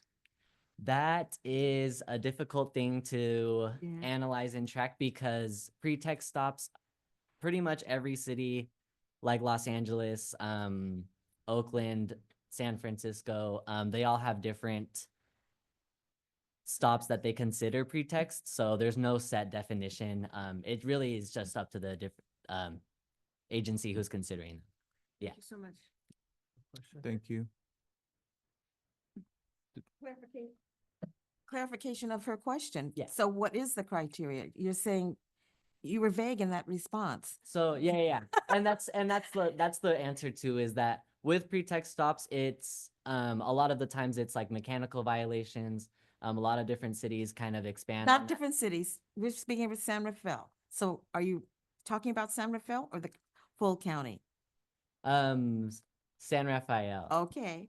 So now continue because you're kind of like all over the map with your response. Okay. And so we're hearing it like, what Mhm. did he just say? So could you start over again, please, Yeah, with your statement? So different jurisdictions, when it comes to pretext stops, they can pick and choose which different ones they want. The definition is very vague. There's not really a set definition for all of them. Because different cities define them in different ways and which ones they do want to categorize as them. How does San Rafael define it? That was what I asked you. I can answer that, Kyle. ahead. So the pretext stops occur when an officer uses a minor traffic violation as a reason to stop a vehicle while having an unrelated, often investigatory motive. I actually can give some examples if that's would be helpful. Please, Yes. Thank you. So please. when I was in the job that everybody knows about, early in my career, well, it's true, everybody talks about it.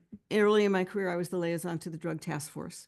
And if in fact they were they knew that someone was suspected of carrying a large amount of drugs, but if they stopped the person for that reason, the suspect would know who the snitch was or who the confidential informant was because of the way it was transacted. So they would wait until the person had some kind of minimal traffic violation to stop them and then be able to proceed legally and legitimately with the search that would end up with the drugs if they needed to do that. And so that's one kind of thing. Another kind of thing is if there's a domestic violence situation and there's a complaint, and it might be too specific to arrest the person for that event at the time, and they know they're eligible to be arrested, they could use a traffic stop to do that. So that's, in my experience, generally the reason for pretext stops. I don't know, if that answers the question, but that's the general kind of thing that they're talking. And I don't know of a definition other than it's a legal stop and you're doing that, but you're looking for something else, basically. And please, So, we've used it in the past for, a lot of different things, but sometimes it's used to determine identity of somebody's involved in a major crime, where that license plate does not come back to where that person lives. So that's very common too. And it is necessary in the case of a homicide or a major violent crime that we need to get a hold of that particular person. And we need to talk to that person. And the only way we've done, surveillance around their house, we've tried to figure out, but they don't live there. So the only way to figure it out is we know they drive that vehicle. It would be to do a traffic stop and identify who is that person that is driving to develop more leads into a bigger case. Cool. You good? Okay. Does anybody have? Yep. Mr. Williams, just want to thank you for your report. I also want to thank you for including the Middle Eastern demographic in the report because I think sometimes that demographic tends to get omitted. Do you have the patterns from the past few years, how the city's trending as far as these reports? thank you, that's what I was trying to ask. Yeah, that's what she was trying to Ask, is that what it is? Yes. Okay. So this is the first year I've done a report for the city of for the San Rafael Police Department. And with regards to the wave of agency that we are with as a wave 4 agency, even the most recent RIPA board report, it only includes the second year. It only consists of the 2 years worth of data that San Rafael Police Department and all wave 4 agencies have when it comes to data collection. So it's still relatively new for wave 4 agencies. Got you. Is there a way to factor in the safety team, the SAFE team? How are these trends look if the versus police officers responding? Safe Team's not subject to RIPA and they don't log those detention stats. They don't log the reporting information when they make contact with somebody in the field. Like in the case of a 5150, like there's no report. Safe Team doesn't Doesn't. record RIPA data. Okay.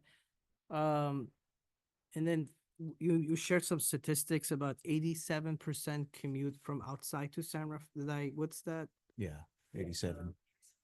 San Rafael employees reside in other cities.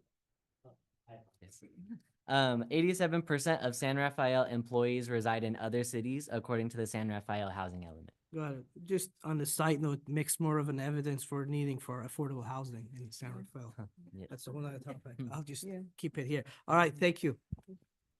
Thank you. Do we have any other questions? Come on, you know I have questions. Thank you very much for the informative report and Scott too, and giving an update. Help me understand wave 4. Why were we at the end of the pack? So it's simply the RIPA board, the way that they set data collection to begin is it's basically based just off of size. So how many peace officers an agency has. With wave 1, you see the largest agencies with over 1,000 peace officers being California Highway Patrol, Los Angeles Sheriff's Department, San Diego Sheriff's Department. So they just staggered it based off of the size of the agency so that they can just identify problems at the forefront and then just cascade it down from there. And so that we were best prepared for it. Wave 4 was the last. Yeah, but wave 4 was the last of this peace officers with agencies with less than 334 peace officers. Were there any lessons learned from the first few waves that were being able to be better applied for wave 4? I think David wanted to jump in on that. Sure. So as a RIPA board member who's on the board in 2019, when the data was starting to be collected and the first agencies were reporting, actually I joined in late or early 2020, so I apologize for that. At any rate, there were lessons learned from the first 2 waves, because the wave 1, wave 2 reported. Then there's a 1-year break between when wave 2 started reporting and when wave 3 began to report. And the RIPA board went through and reevaluated the survey instrument and added some questions and every year reevaluates the data in the report to see if the data needs to be changed or modified or focused in certain areas. And so while I don't have the specifics of the lessons learned along each step, I can assure you that the board does look at the data every year and evaluates for new opportunities to evaluate throughout the report. Thank you. And so you touched on what is the platform of collecting data? How is it collected? Is there training on how to collect the data? Every officer is trained in order to, it's a requirement of post to comply with RIPA in order to be a peace officer. So data is collected through, every agency has different methods of data collection, but it's all submitted to the Department of Justice the same. And as a means of transparency, after every year, as the Department of Justice kind of takes all that data, make sure that it's valid and accurate, they'll reject it if anything comes back not up to their standards or if it was inaccurate, and it's reflected on the transparency portal that the Department of Justice has. Okay. How is San Rafael collecting it then? Yeah, perfect. To be specific in San Rafael, it is through our CAD, our RIMS system, and officers cannot close out of the stop unless they've completed the RIPA data. Then it needs to get approved by their sergeants. Does that make sense? Yeah. And then a monthly basis, it goes, transmits to DOJ. And then if DOJ has anything that doesn't look right, it will get rejected. And we have to come back and look back into it and fix it. What are the typical types of rejections? That's a really good question. Raul. Some of the early rejections were for personal identifying information being inadvertently included in the RIPA form. Also know that it takes between 3 to maybe 6 minutes per form to be filled out, depending upon the complexity of the stop. And so there's the additional time from the officers to complete the forms on each stop that's made. Okay, thank you. Have we had, sorry, I'll make it my last. We have 1 year of data. What have we done with it? Have we applied it in any way to better inform ourselves in San Rafael? So I believe San Rafael has a couple years. I believe we started collecting in 2021. Is that correct?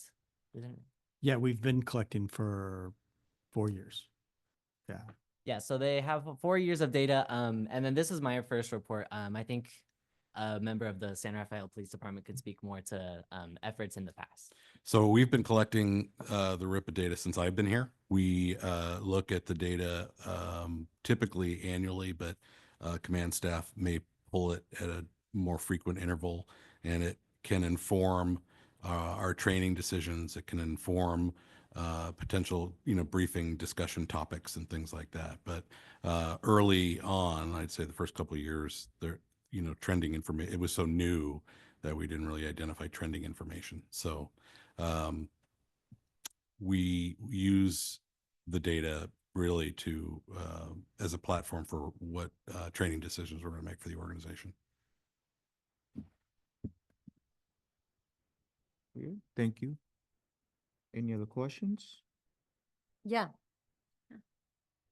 I have a question can you explain for me in Spanish, razones mecánicas? What is that? Translator, I think I know what she meant, but do you want to just translate that for the record, please? Sure. When you say in Spanish, razones mecánicas, or in English, that is mechanical reasons, what do you mean by that?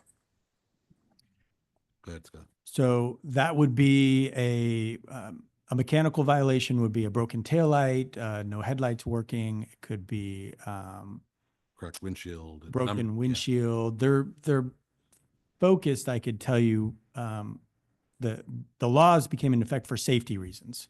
So it's a mechanical issue. It's not a moving. I guess best explain it to the difference of a moving violation. So if you ran through a stop sign without stopping, that would be a moving violation. If you were speeding, that would be a moving violation. But if it's something that is contained to the vehicle, that is something that is making it not safe on the roadway, that's a mechanical violation.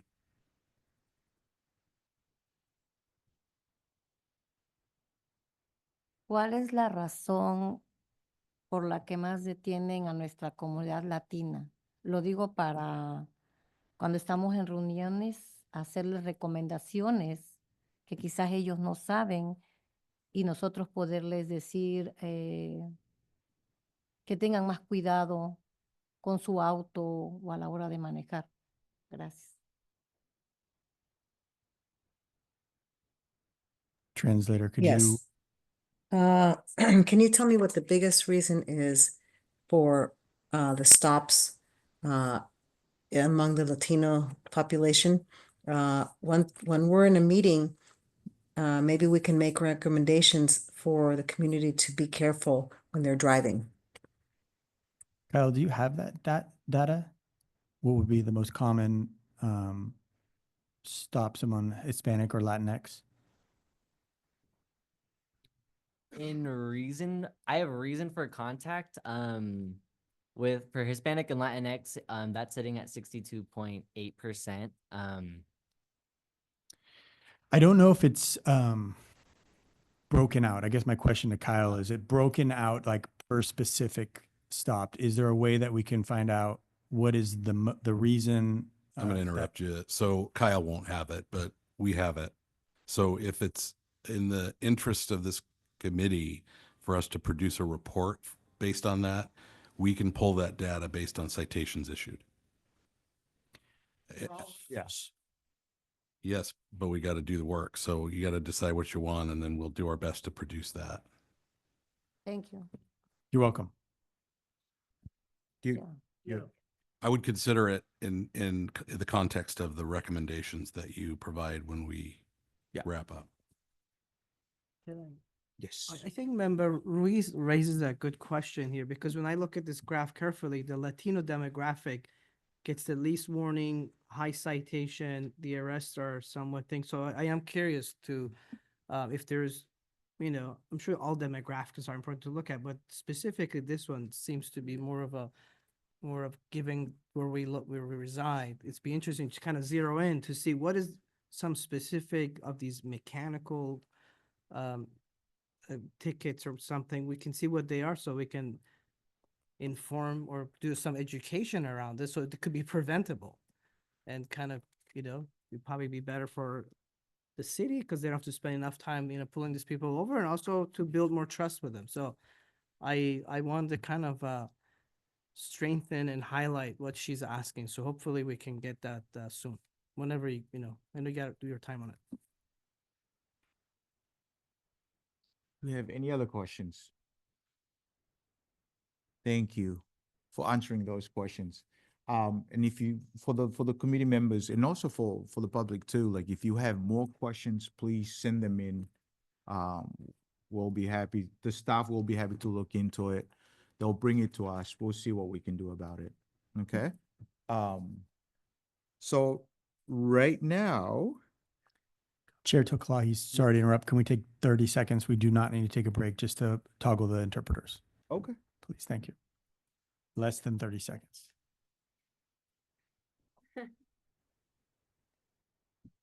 Thank you. Are we good? We're good. All right. So now I'm gonna invite the public for comments on all these presentations. And have them line up. Yeah, have them line up. Good idea. It's okay. Okay, No, They- just more time. They understand. it's he's the Yeah. chair, let him do his job. They understand. So we good. Please. Thank you. My name is Frank Shinneman. I'm with MV Free. MV Free has been analyzing Marin County RIPA data and working with the Mill Valley Police Department to implement equitable policing strategies since 2021. Recently, we've been meeting with the Marin County law enforcement and elected leaders, including Kyle, to assist in understanding and addressing the watershed findings of this year's state RIPA report. We have offered to include San Rafael in these discussions, and Mayor Collins suggested that presenting to PAC would be a good place to start. It's of course important for PAC to hear the law enforcement perspective on RIPA, which Lieutenant Everly and Kyle have presented. But that approach dismisses the disparity calculations and findings of the experts on the RIPA board and tends to obscure the facts and seriousness of local policing disparities. It was developed by PORAC, a national law enforcement lobbying group that fought hard to prevent RIPA from becoming law and has sought to disrupt its implementation ever since. As a community group with over 600 members countywide, MV Free would welcome the opportunity to provide an alternative view, one that is based on the analysis and recommendations of the State RIPA Board. We appreciate Lieutenant Everly's referencing MV Free in his report, but I believe it is an interpretation of a 2022 paper that we produced and doesn't reflect what MV Free has to offer today. My colleagues will highlight just a few aspects of MV Free's focused and data-informed approach. We have some cards with our contact information and invite any of you to reach out to learn how MV Free can help you use the RIPA data from here in San Rafael. Thank you. Thank you.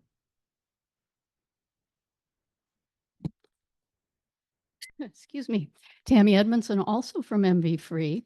So the most important thing when we're analyzing data is to be clear about what question we're trying to answer.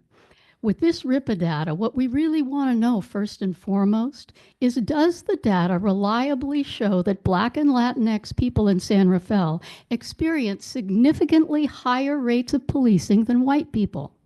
I don't think these presentations have addressed that question, but I can answer unequivocally that yes, it actually does. And that's exactly what the data shows. Frank mentioned that this year's RIPA report is has watershed findings. That's because for the first time, the RIPA board has 2 full years of comprehensive demographic data on every law enforcement stop in the state. That's over 4.7 million stops a year by over 500 law enforcement agencies. And the board's analysis of that data reveals 3 important things that we did not know before. First, more than 90% of all California law enforcement agencies consistently stop Black and Latinx people at higher rates than they do white people. Second, the stop outcomes show that those racial stop disparities are not justified by findings of criminal conduct. And third, all Marin County law enforcement agencies, including the SRPD, have substantially higher stop disparities for Black and Latinx people than the state averages. This is overwhelming evidence of pervasive and consistent over-policing of Black and Latinx people in virtually every California jurisdiction, including San Rafael. It's time to acknowledge the systemic racial policing disparities that our Black and Latinx communities have described and experienced for decades, so we can move on to the more important question, a more consequential question. How can we reduce these systemic racial policing disparities in Marin without sacrificing legitimate law enforcement objectives? And I acknowledge that my time is up, but I want to just say that all of you have asked really good questions that MV Free could actually provide answers for. You have not yet heard what a pretext stop in the context of the RIPA board's recommendations actually is. So I do hope you'll take us up on our offer. Thank you. Oh, yes, cards. Pass me one. Any other comments? Hello, I've introduced myself before. My name is Ed Rusky. I'm a resident of Mill Valley, and I'm also a member of MV Free. How do we eliminate systemic policing disparities? That's the question the experts on the RIPA board were asked and charged to answer. The board's many annual equitable policy recommendations aren't aimed at individual officers or individual departments in trying to place blame. It's aimed at evidence-based best practices that serve everyone's interest by addressing systemic disparities, such as Tammy just described. In the report, Lieutenant Everly gives the impression that the San Rafael Police Department complies with RIPA recommendations. Well, that's not exactly true. Most Marin agencies, including your police department, have not begun to implement RIPA recommendations. Of many examples, here are just 2. First, like the policies of many agencies, the police department uses standard form Lexipol policies widely disfavored by the RIPA board. The bias-free policing policy only states bias-based policing is prohibited. The policy includes none of the guidance, supervision, accountability provisions recommended by RIPA. Its bias-free training policy also falls far short of RIPA recommendations, and Lexipol provides no policy at all on race-based calls for service. Second, the RIPA board supports eliminating registration and equipment infractions, or the so-called pretext stops, due to their proven disparate impact on people of color. The police department's cautions that eliminating pretext stops might compromise community safety is also troublesome. Marin County data show, to the contrary, that fewer than 2% of all Marin County pretext stops uncover any evidence of criminal conduct, and most don't even result in a citation. Eliminating these unproductive stops in Marin would reduce Black stops by 32% and Latinx stops by 22% overnight, increasing law enforcement efficiency without compromising legitimate law enforcement objectives. Thank you. Thank you.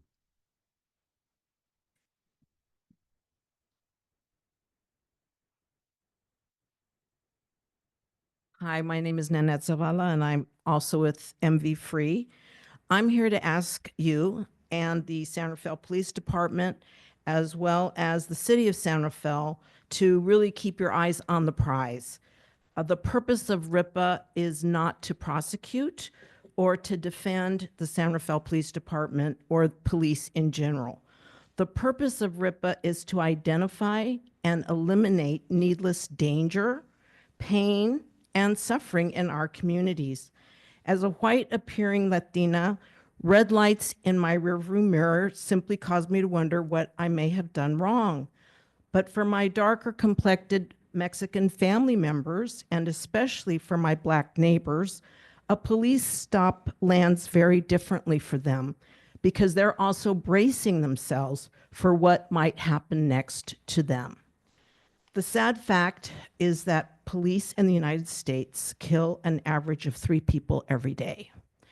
Most people killed by police are Black or Latinx, and Black people are 3 times as likely as whites to be killed by police. Latinx and Black people are also more likely than white people to be unarmed when killed. We want to think that that can't happen here, but most police killings in the United States happen in rural or suburban areas, not unlike many parts of Marin County. And most begin with a traffic stop or some other encounter that is completely unrelated to violent crime. So please take advantage of MV Free's knowledge and experience. We want to be good partners with you. Together, we can reduce the harms from Black and Latinx over-policing in Marin County without compromising legitimate law enforcement objectives. Thank you. Thank you. Do we have any other comments from the public?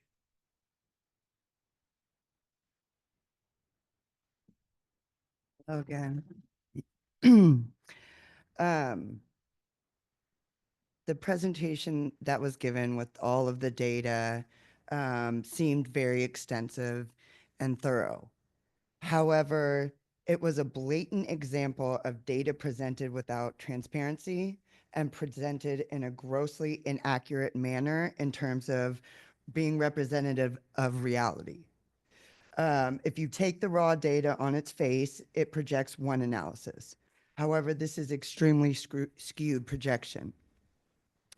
While white residents make up 57.1% of the population in San Rafael, they only make up 39% of traffic stops. This means that they are underrepresented in the number of traffic stops compared to the population size. Hispanic or Latino residents make up 35% of the population in San Rafael. However, they account for 47% of the traffic stops, suggesting that they are overrepresented in their stops. Here's the kicker though. African American residents make up only 2% of the population, but account for 8% of the traffic stops, making them 4 times more likely to be pulled over than any other race. Now that's true data.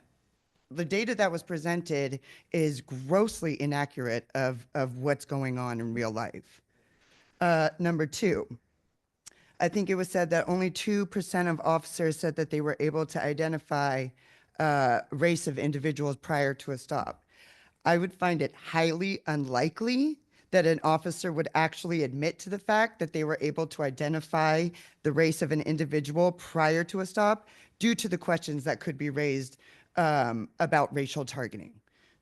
Number 3, and I'm going to keep it all the way real for a second.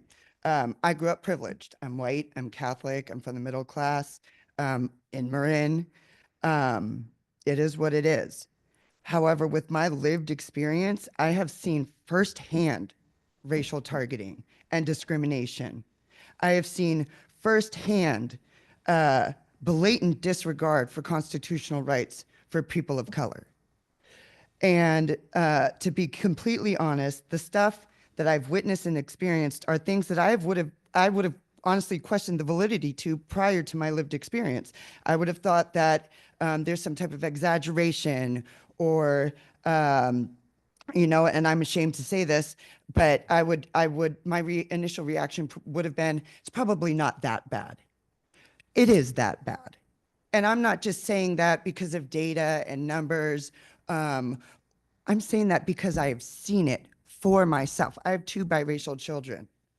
This is such an important aspect to realize. You know, the data's and numbers, that all that can, like that, you know, it's a fine presentation and all that, but that's not reality. The reality is that this stuff is happening. Targeting is happening.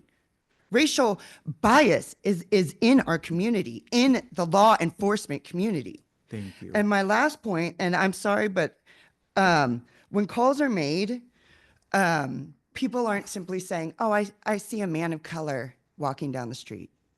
They say, oh, I see a man of color walking down the street, and then there's some sort of twist added to it.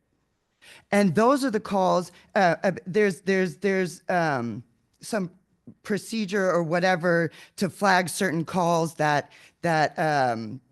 have apparent bias or whatever, but that procedure is completely invalid because it's not going to address the racial bias. It's not Thank going you. to. I'm sorry, but I'm just gonna I'm- call it right then. Let's just. Thank I you. just hope you see the reality Got of the it. situation. I got you. Thank you.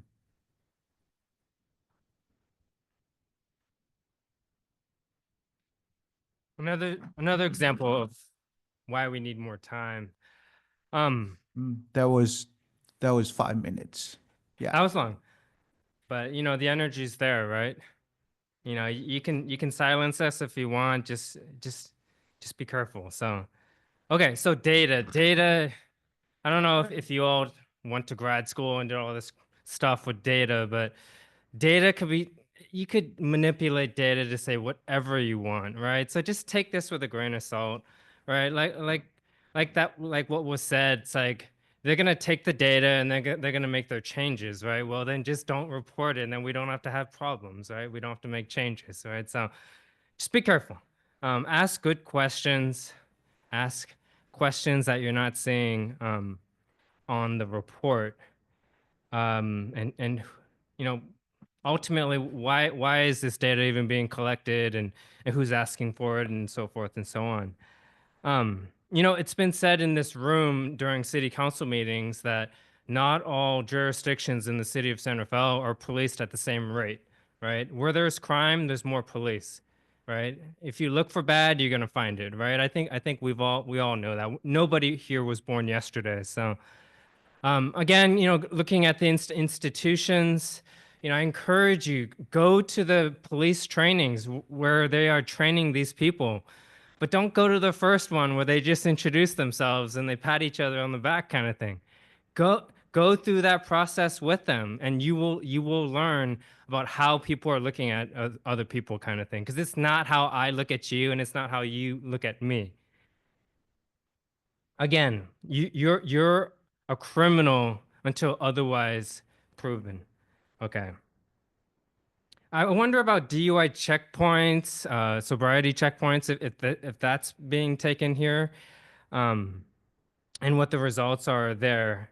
And you know, it's great to have the county and the city, you know, collaborating. This is wonderful to see. Thank you for this. You know, like you were saying about housing, there's other ways to take care of these kinds of things besides incarcerating and citing and financial woes, right? You know, build community. If we respect each other, things would be a lot better. Thank you. Any more?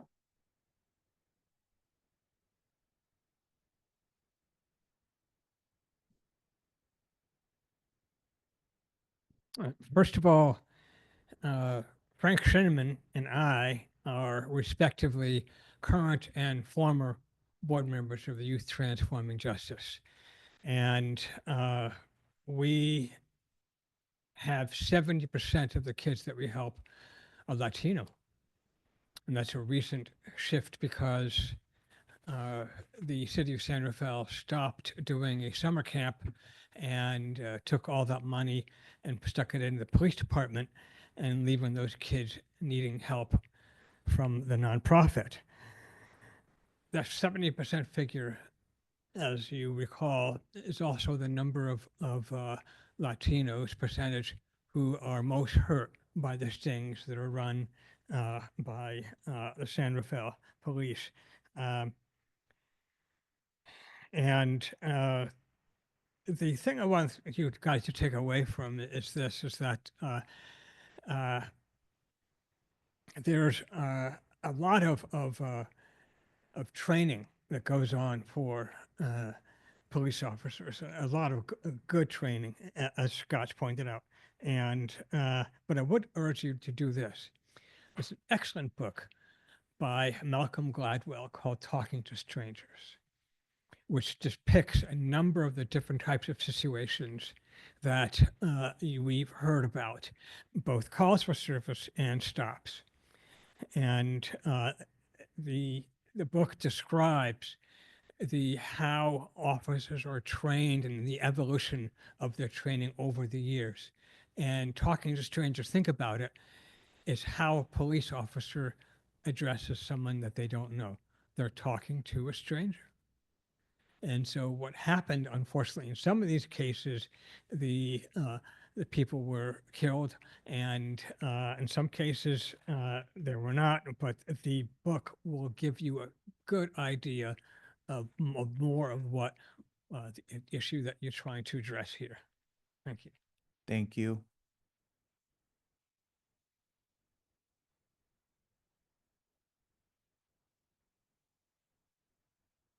I'm John Reynolds. I usually spend a lot of time in Maui. My sister has Alzheimer's. I'm filling in with that, but I'm here 2 times a year. And this is the first time I've been at this gathering. I appreciate this was put into action. I appreciate that.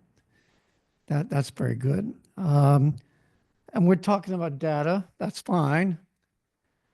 But the reality, the realities that we face and the training, de-escalation, getting people that understand addiction and mental health, having those eyes and ears and thoughts and perspectives part of making calls, that's important, those kind of things. The other thing is, and you've done some of it, I think it's good, but more, spending time with the people for trust, spending time at basketball courts or parties or gatherings for different people of different culture, understand the culture. You have to understand the culture. Yeah, and you have to have an ability to understand Spanish or other languages so that you understand and build trust with the community. You got to build trust. That's the important thing. And if you build trust, then there's more possibility of understanding when you have to come to a stop. You certainly don't want people to commit crimes and stuff like that, but people don't necessarily commit crimes because they're just different cultures. You need to understand that, and even the homeless community too. Jason was talking about that the homeless community, we need to be understanding of we did have a police officer, I forgot her name, who spent time going out to the homeless community. She's not doing that anymore, but we had Joel Fay at one point. We understand, we had spent some time to trust, to build trust, build relationships. You do a little bit of that. The other thing is recruitment. You should, you really need to not have people that are going to be out with a gun or, kind of right away. The recruitment of people that have a sense of being in relationship with people rather than, well, we're going to go out there and be tough and stop crimes or get people committed to crimes. But those are some of the thoughts I have. Thank you. Thank you.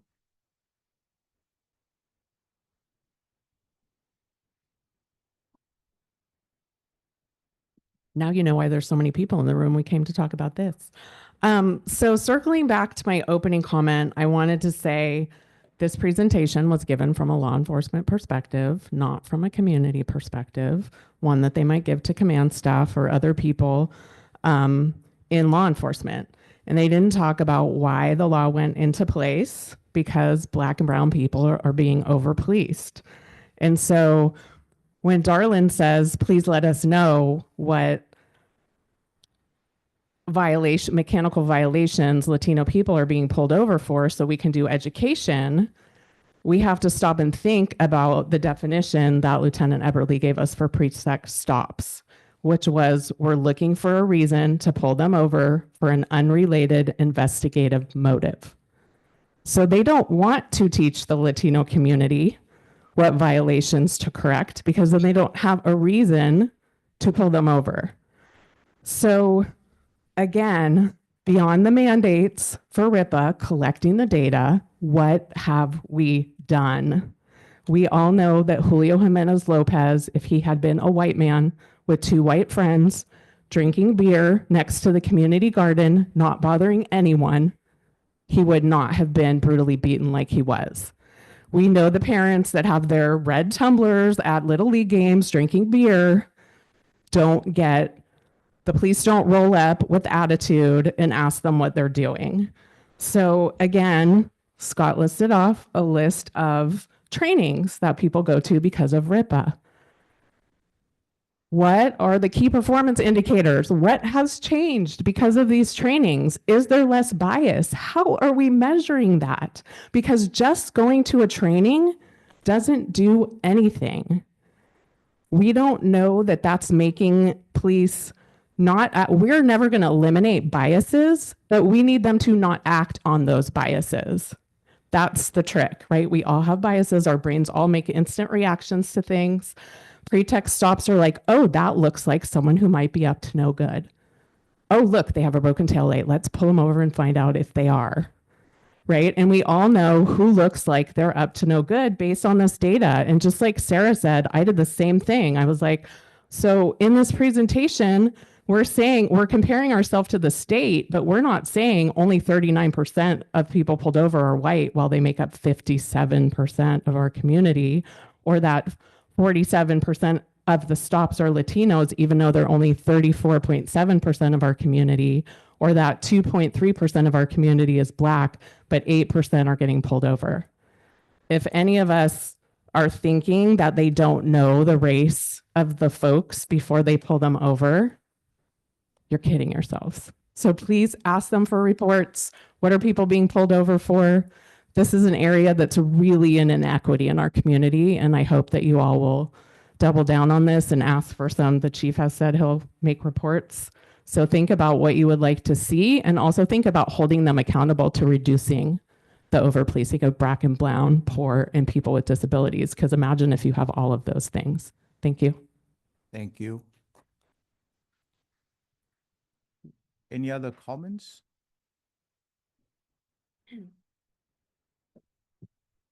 Buenas noches a todos. No sé si tienen una traductor.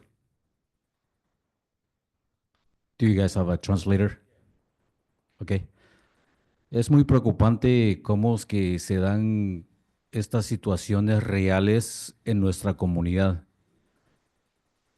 Hay como que una choque de información. Realmente que dicen que respetan, a veces nos respetan o nos dan lugar en ciertas cuestiones de la ley, pero realmente la verdadera imagen de que somos la comunidad más alta en recibir citaciones de parte de la policía, eso es muy preocupante. Go ahead and translate that, please. Good evening. Some of what has been spoken about here today is very worrisome. There are real events that are happening out on the street. Seems like there's a lot of crash of information. They talk about giving us respect. They talk about the law respecting us, and yet the true image that appears and that's alarming to me is as a community, the Latino community has one of the highest percentages of citation. Y realmente, ¿cuál es la intención real de todo esto? ¿Esto es para cambiar realmente el proceso, para darle más respeto a los latinos, o simplemente esto solo es una reunión donde se queda enfrascado toda la información que se recauda hoy, o realmente hay un cambio que viene para nosotros como comunidad? So I wonder what is the real intention here? Is it so that things can be implemented for us to have more respect, so that more respect can come to us, or is this really just kind of more of a meeting where information kind of just gets stuck and nothing really happens? Or is there going to be an opportunity for real change? Esperemos ver un cambio respetuosamente hacia nuestra comunidad, al igual que nosotros somos personas muy respetuosos al sistema de este país. Gracias.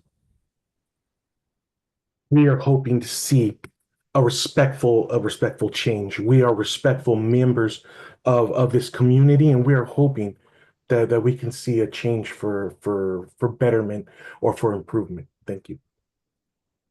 Thank you.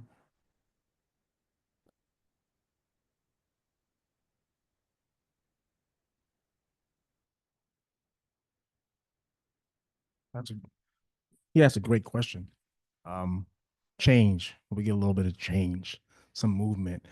And one thing I'd humbly recommend to this committee is that you do what Mill Valley and Tiburon did.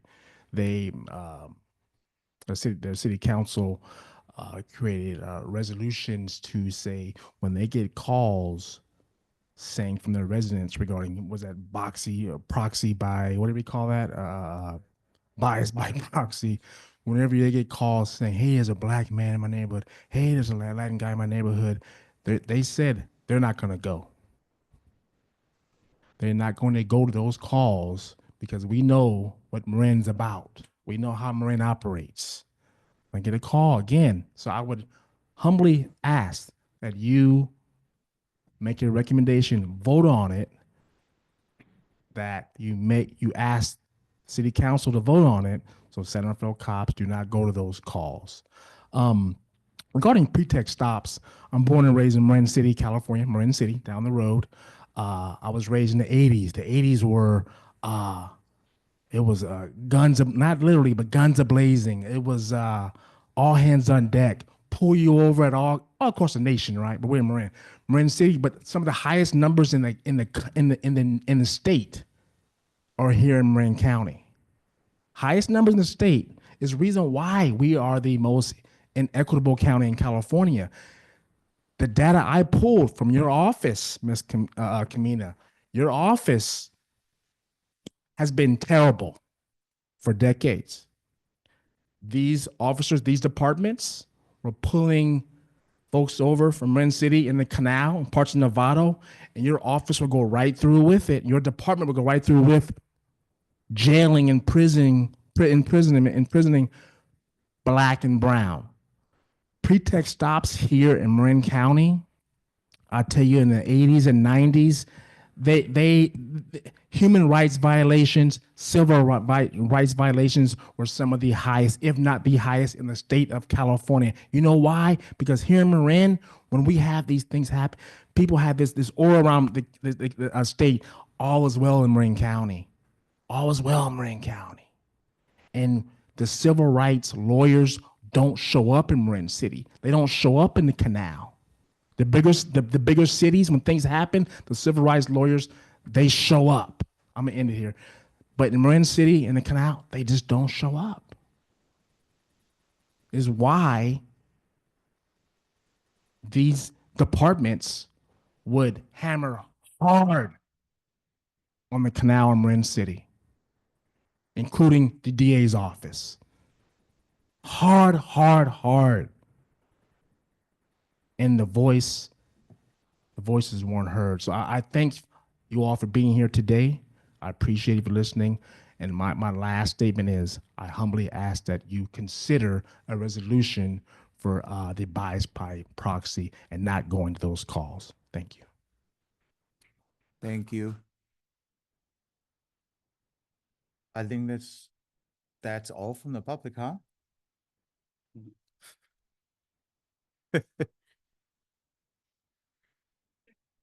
You guys want to do a round again? Maybe next time. Do we have another one? Hi, Jason. I'll make this really short, but I just want to thank everybody that came tonight and spoke. Very powerful, very knowledgeable, and I hope you all please take what they said in consideration, because there's people here that have experienced it. There's people here that have done the data.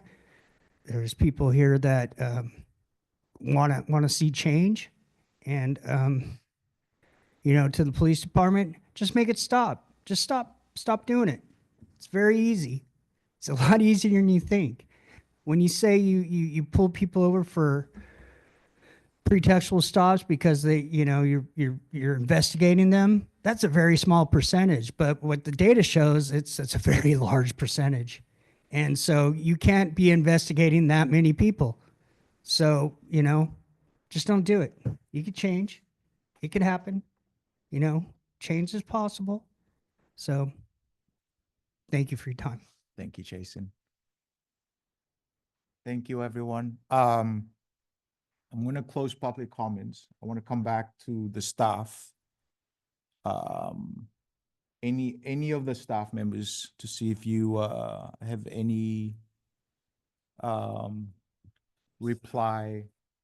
So, Mr. Chair, issues brought up. Yeah. I took a couple of notes of, as everybody came through. I'm not sure I have a list of questions. I heard a lot of assertions, so I'm pleased that this committee has heard from our community.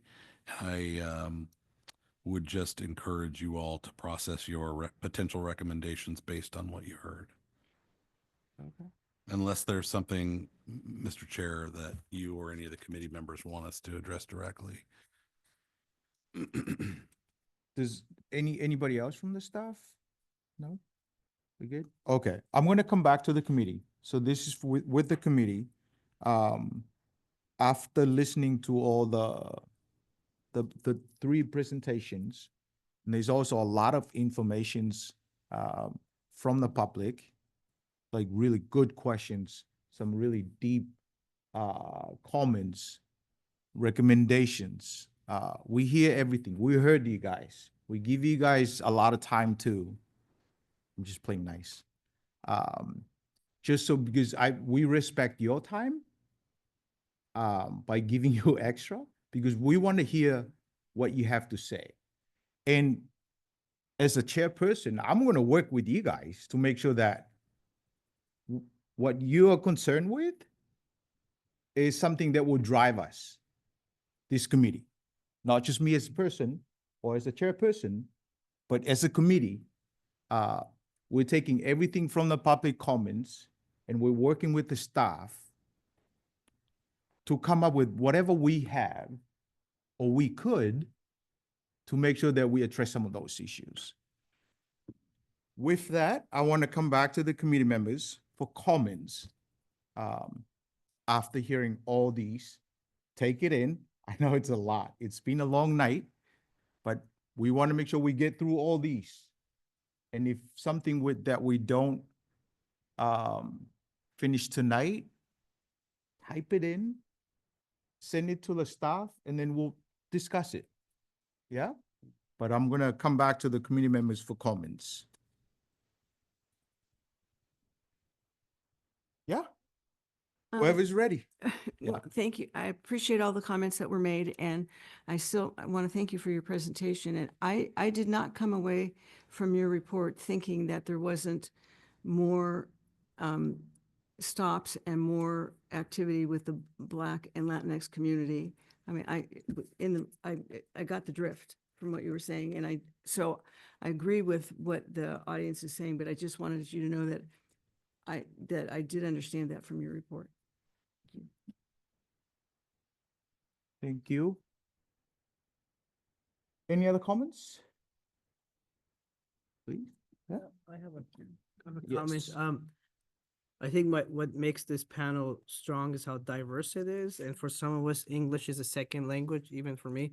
I think maybe more of a comment to staff, if possible, on days that we have heavy data driven, maybe provide a summary, or maybe, I know we have this in advance to look at it.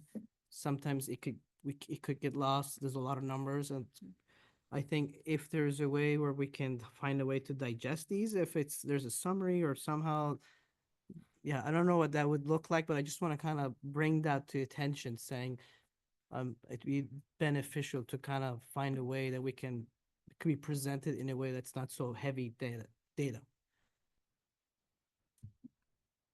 Got it.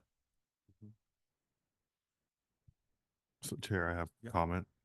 I hear the public and I share that I think we received a myopic presentation. I would like to hear more perspective and continue this conversation. I would love to hear from MV and have them have a full presentation time. I think we can't make an informed decision with what was presented to us currently. Respectfully, Member Kamina, I disagree. These numbers at a very high level show a disparity, and I want to see, want to understand why. Maybe I wasn't clear that I mean, I Mhm. understand that we have a different opinion about the report, but what I was trying to say was that I saw that there was a disparity. And Okay. I'm also concerned, but I was able to pick that up with the data. Got it. I understand. okay, Okay. good. I thought you were saying, I misunderstood you then. I appreciate that. So that it's disparate on the racial makeup and the versus how people are being interacted with. And I want to see the key performance indicators on what are we doing to make a change.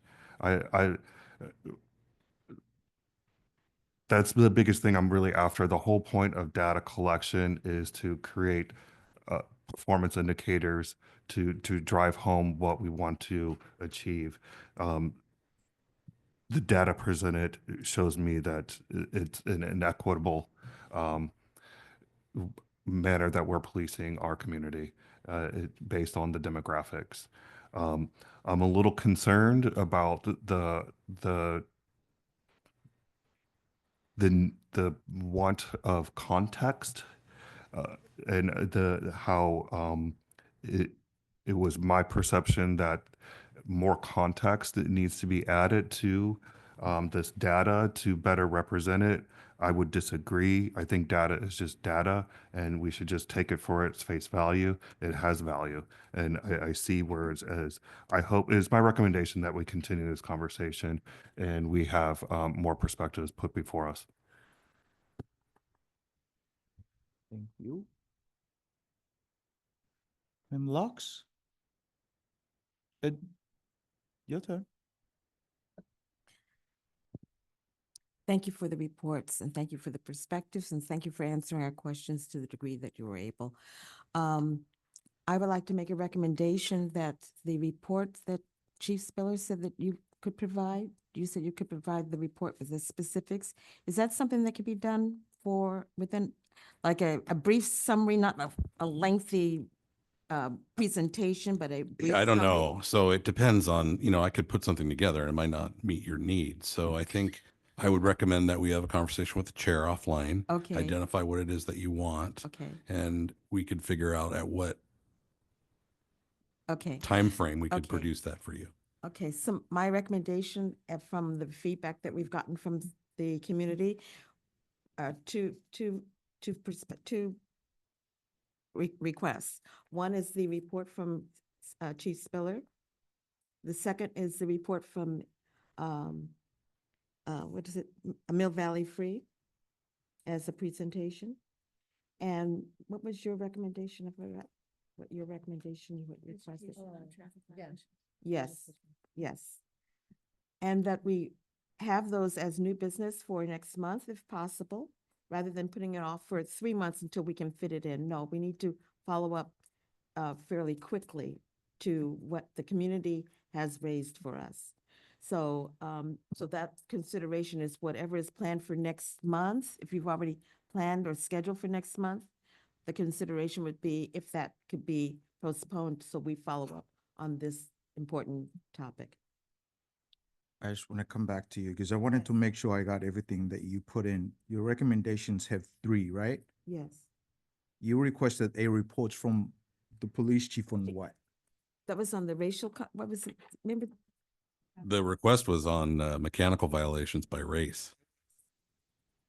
And then the second one was from, was MB3. yeah, their RIPA report. And. it's And then RIPA your report, third correct. one is, And that was what, that was what we was. He Yeah. got that one, yes, because I wanted to make sure that we got this Yes. down. yes. And like, the staff said, like, we can have a separate discussions on this because we already have our plan. Flexibility is a leadership I skill. know. I know. But remember, like, you guys voted all these to the program. And we will have that. We will have that discussions on site to see because We are, if I If- could just clarify, we are going to bring back RIPA next month, so we will go offline and see if we could try to fit in a small presentation. Unless you want on to have those 3. unless you want to have a 10 o'clock meeting and we could double up. Unless if you guys want to do that, that's fine with me.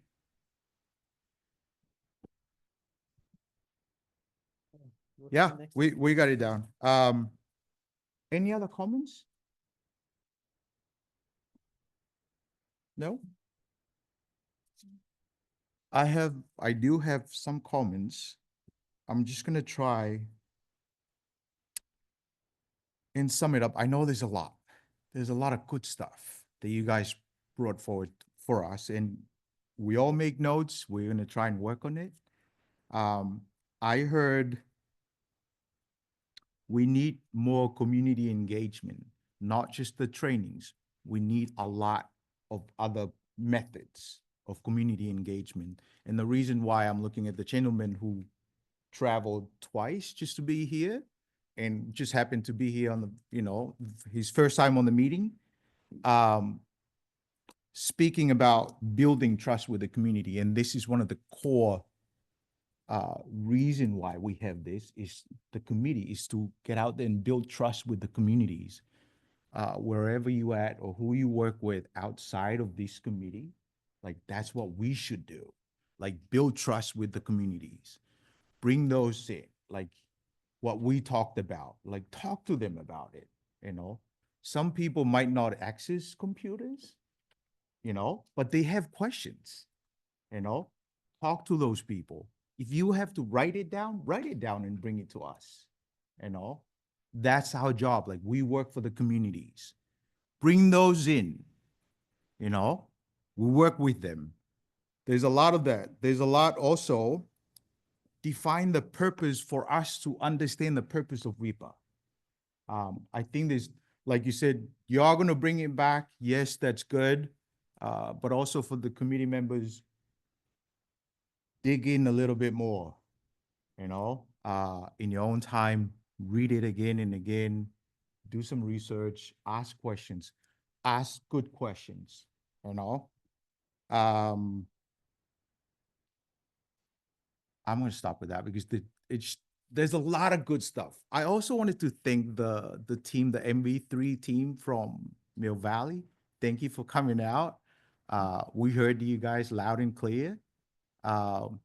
We will reach out. Yes, thank you. And I think it takes everyone to build everything. We will reach out to you guys. Thank you. Respect your time to be here with us and share all those info with us as well. Okay, I think. Yes. We have no staff liaison reports. Last thing would be a committee report. Which lead us to committee reports. And I'm gonna start from my right with committee reports. Yes. I'd just like to speak. If you would like to ask the panel if we would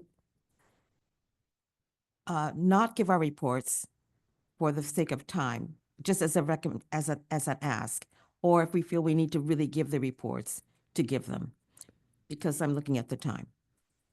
The committee reports, Chair. we are gonna do committee reports. So, yes, I don't have anything to report. Thank you. thank you.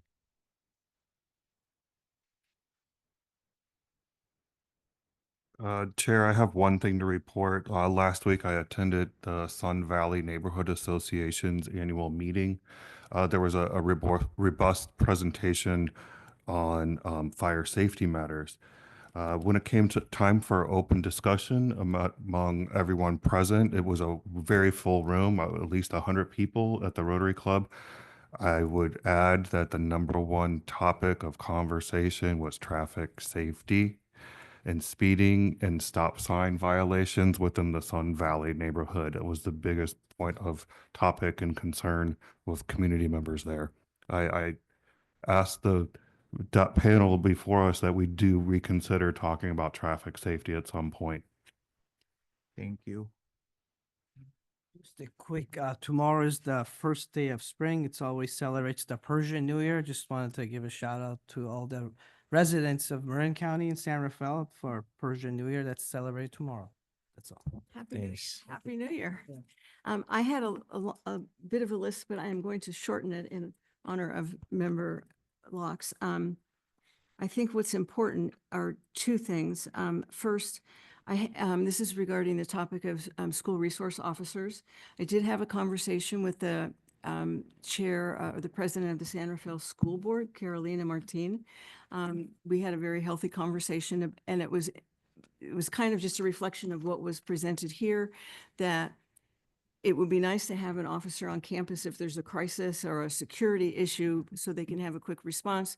But there's also concern that there's a police presence on campus. It's the same dual issue. But I just thought you might want to know that they're very open to a conversation about it, not that there's any particular recommendation. The second thing I think it's important to report is that there was an article in the Marin IJ, and I actually don't have the date right now, but it was the weekend after we gave the presentation to the city council about the activities in our annual report from this committee. I happened to look at the IJ online before it came out in print copy, so that was Friday, and saw in glaring letters that it said that the committee made recommendations about certain topics. And I don't think we could have been more clear in our half-hour conversation that we weren't making recommendations and that we were just giving topics with all of our individual opinions. And I do believe that was clearly presented at the council meeting. So I sent an email to the publisher, the editor, and the person who wrote the article to ask them if they could change that word unless the ink was already set. And the ink was set. The article came out. And then I wrote a letter to the editor saying, could you please, let the public know that this word wasn't used and explain the whole thing again? And they sought not to publish it, but they did, I did see the publisher and he was going to recommend that it be put in, but they changed the article online to change that word. And also, I think they actually pulled the article. I'm not sure, which is kind of sad because I think the public needs to know what we're doing. So that was the effort that I made. And, well, I you. tried. You're welcome. Thank you.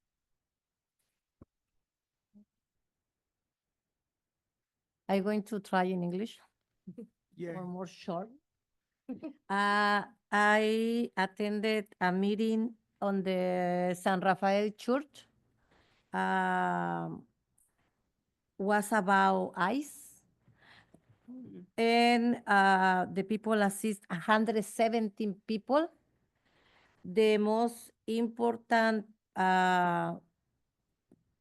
person or people for help to us was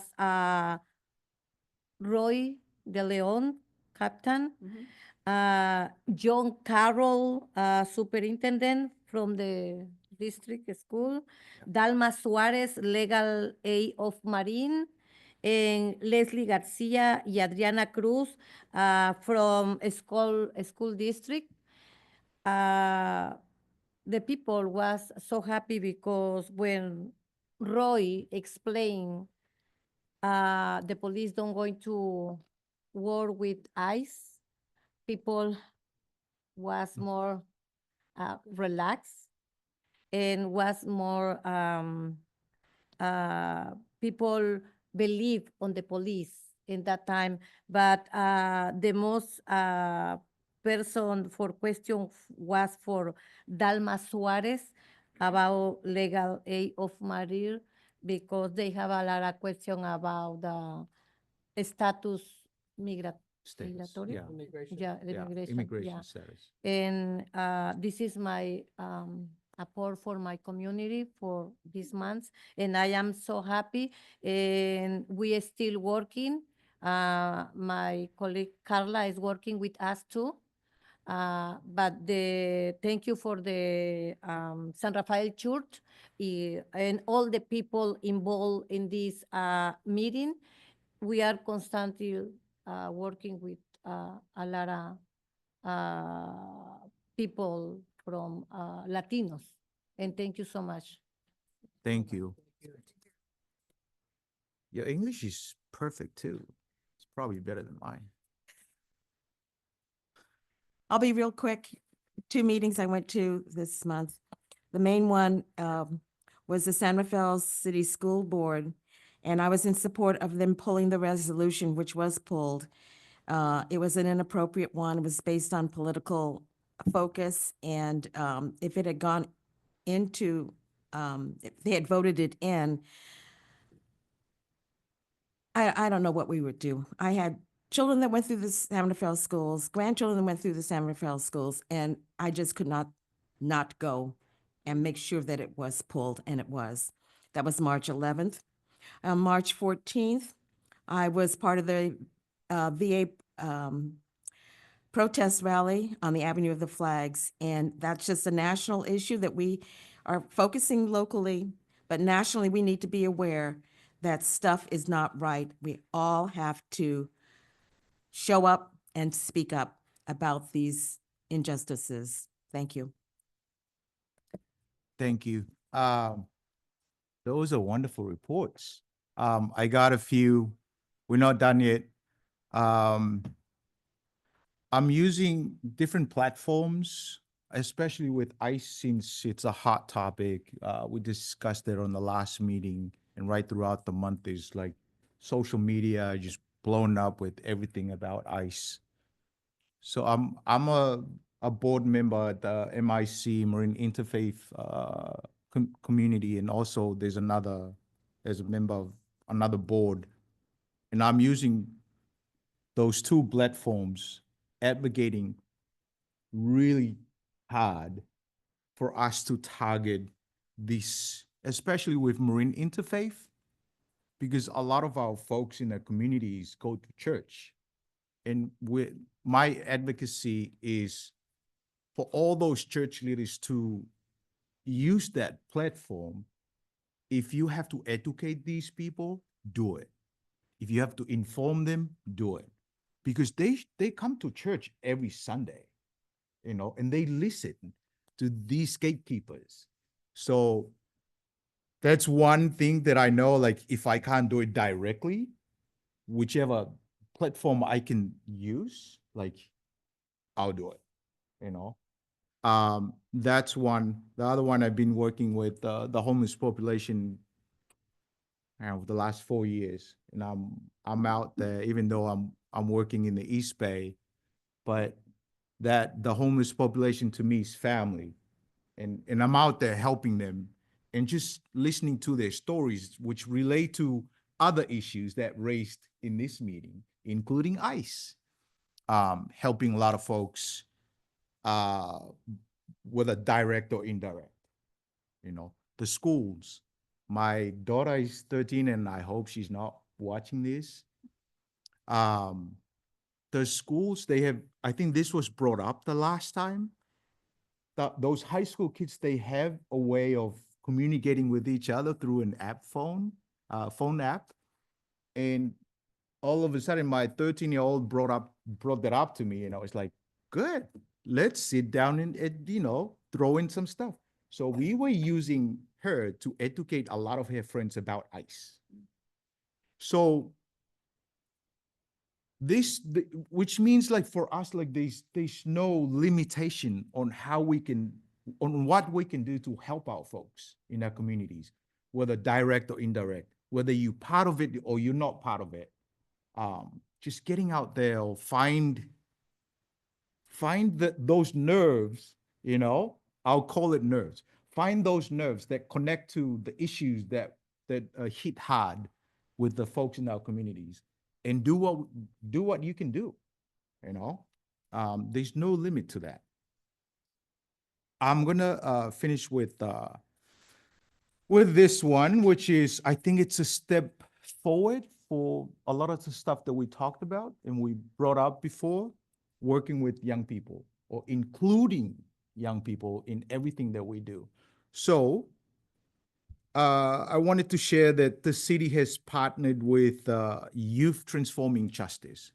I know that, I think the two gentlemen who just left, they were part of it before. I wish they were here to listen to that, to hear that we're partnering with them in sort of like in the pilot, starting to see what we can build together, working with them, you know, to organize and facilitate listening sessions with the young people that they, you know, with high school that they already have, they have an existing program. So the purpose of these sessions is to gather feedback from these young people on how the police can improve relationship with them, working for them, you know, communicating with each other in that level. So in coordination with the city staff and myself, I recommended Member Alvarez. I'm sorry she's not here, but she's our young people rep. I'm putting her on that. Two member, it's Member Alvarez and also Member Alm, to sit in those listening sessions with young people. Remember, it's brand new. It's a pilot. We'll see where that goes, but we wanted to start doing something extra in addition to what we do here. So we'll get the schedule ready for you guys. Once, you know, the Youth Transforming Justice came back to us with their schedule, we'll make sure, working together with the staff to make sure that this moves forward. And then we'll report back to the committee. Is that your Yes. report? Yes. Mr. Chair, is it something that you might, as far as the pilot program and given this information, is that something that maybe would have been advantageous to share with the full panel before selecting who was going to be participating? I know. I mean, like that was in the discussions too, but I made a decision as as the chairperson. Yes, I make a decision to start now, having those two work with them. And as I said, it's a pilot, it's brand new, like nothing is concrete yet. We're gonna see where that one goes, report back to the committee, and then we, as a committee, we can make a decision moving forward. If we see that that is, good, then we'll move forward with that. Right, I was just gonna ask. No, what's- I was answering your question. I wanted to make sure that Good. we communicate everything together. I just have. And I don't want anybody to walk away tonight with No. a huge question mark. So My only question I is hope who in that the staff answers your you're working questions. with? Yes. Who in the staff or the city are you working with to do? Lieutenant. The So the- liaison, so Angela, that's Teresa, and liaison. myself. Okay, thank you. Yeah. Okay. Is all the questions? Meeting adjourned at 9:05. Thank you. Yeah. I know. I should put a 2-minute timer on there. Hey, they wanted to make it 3 minutes. Thank you.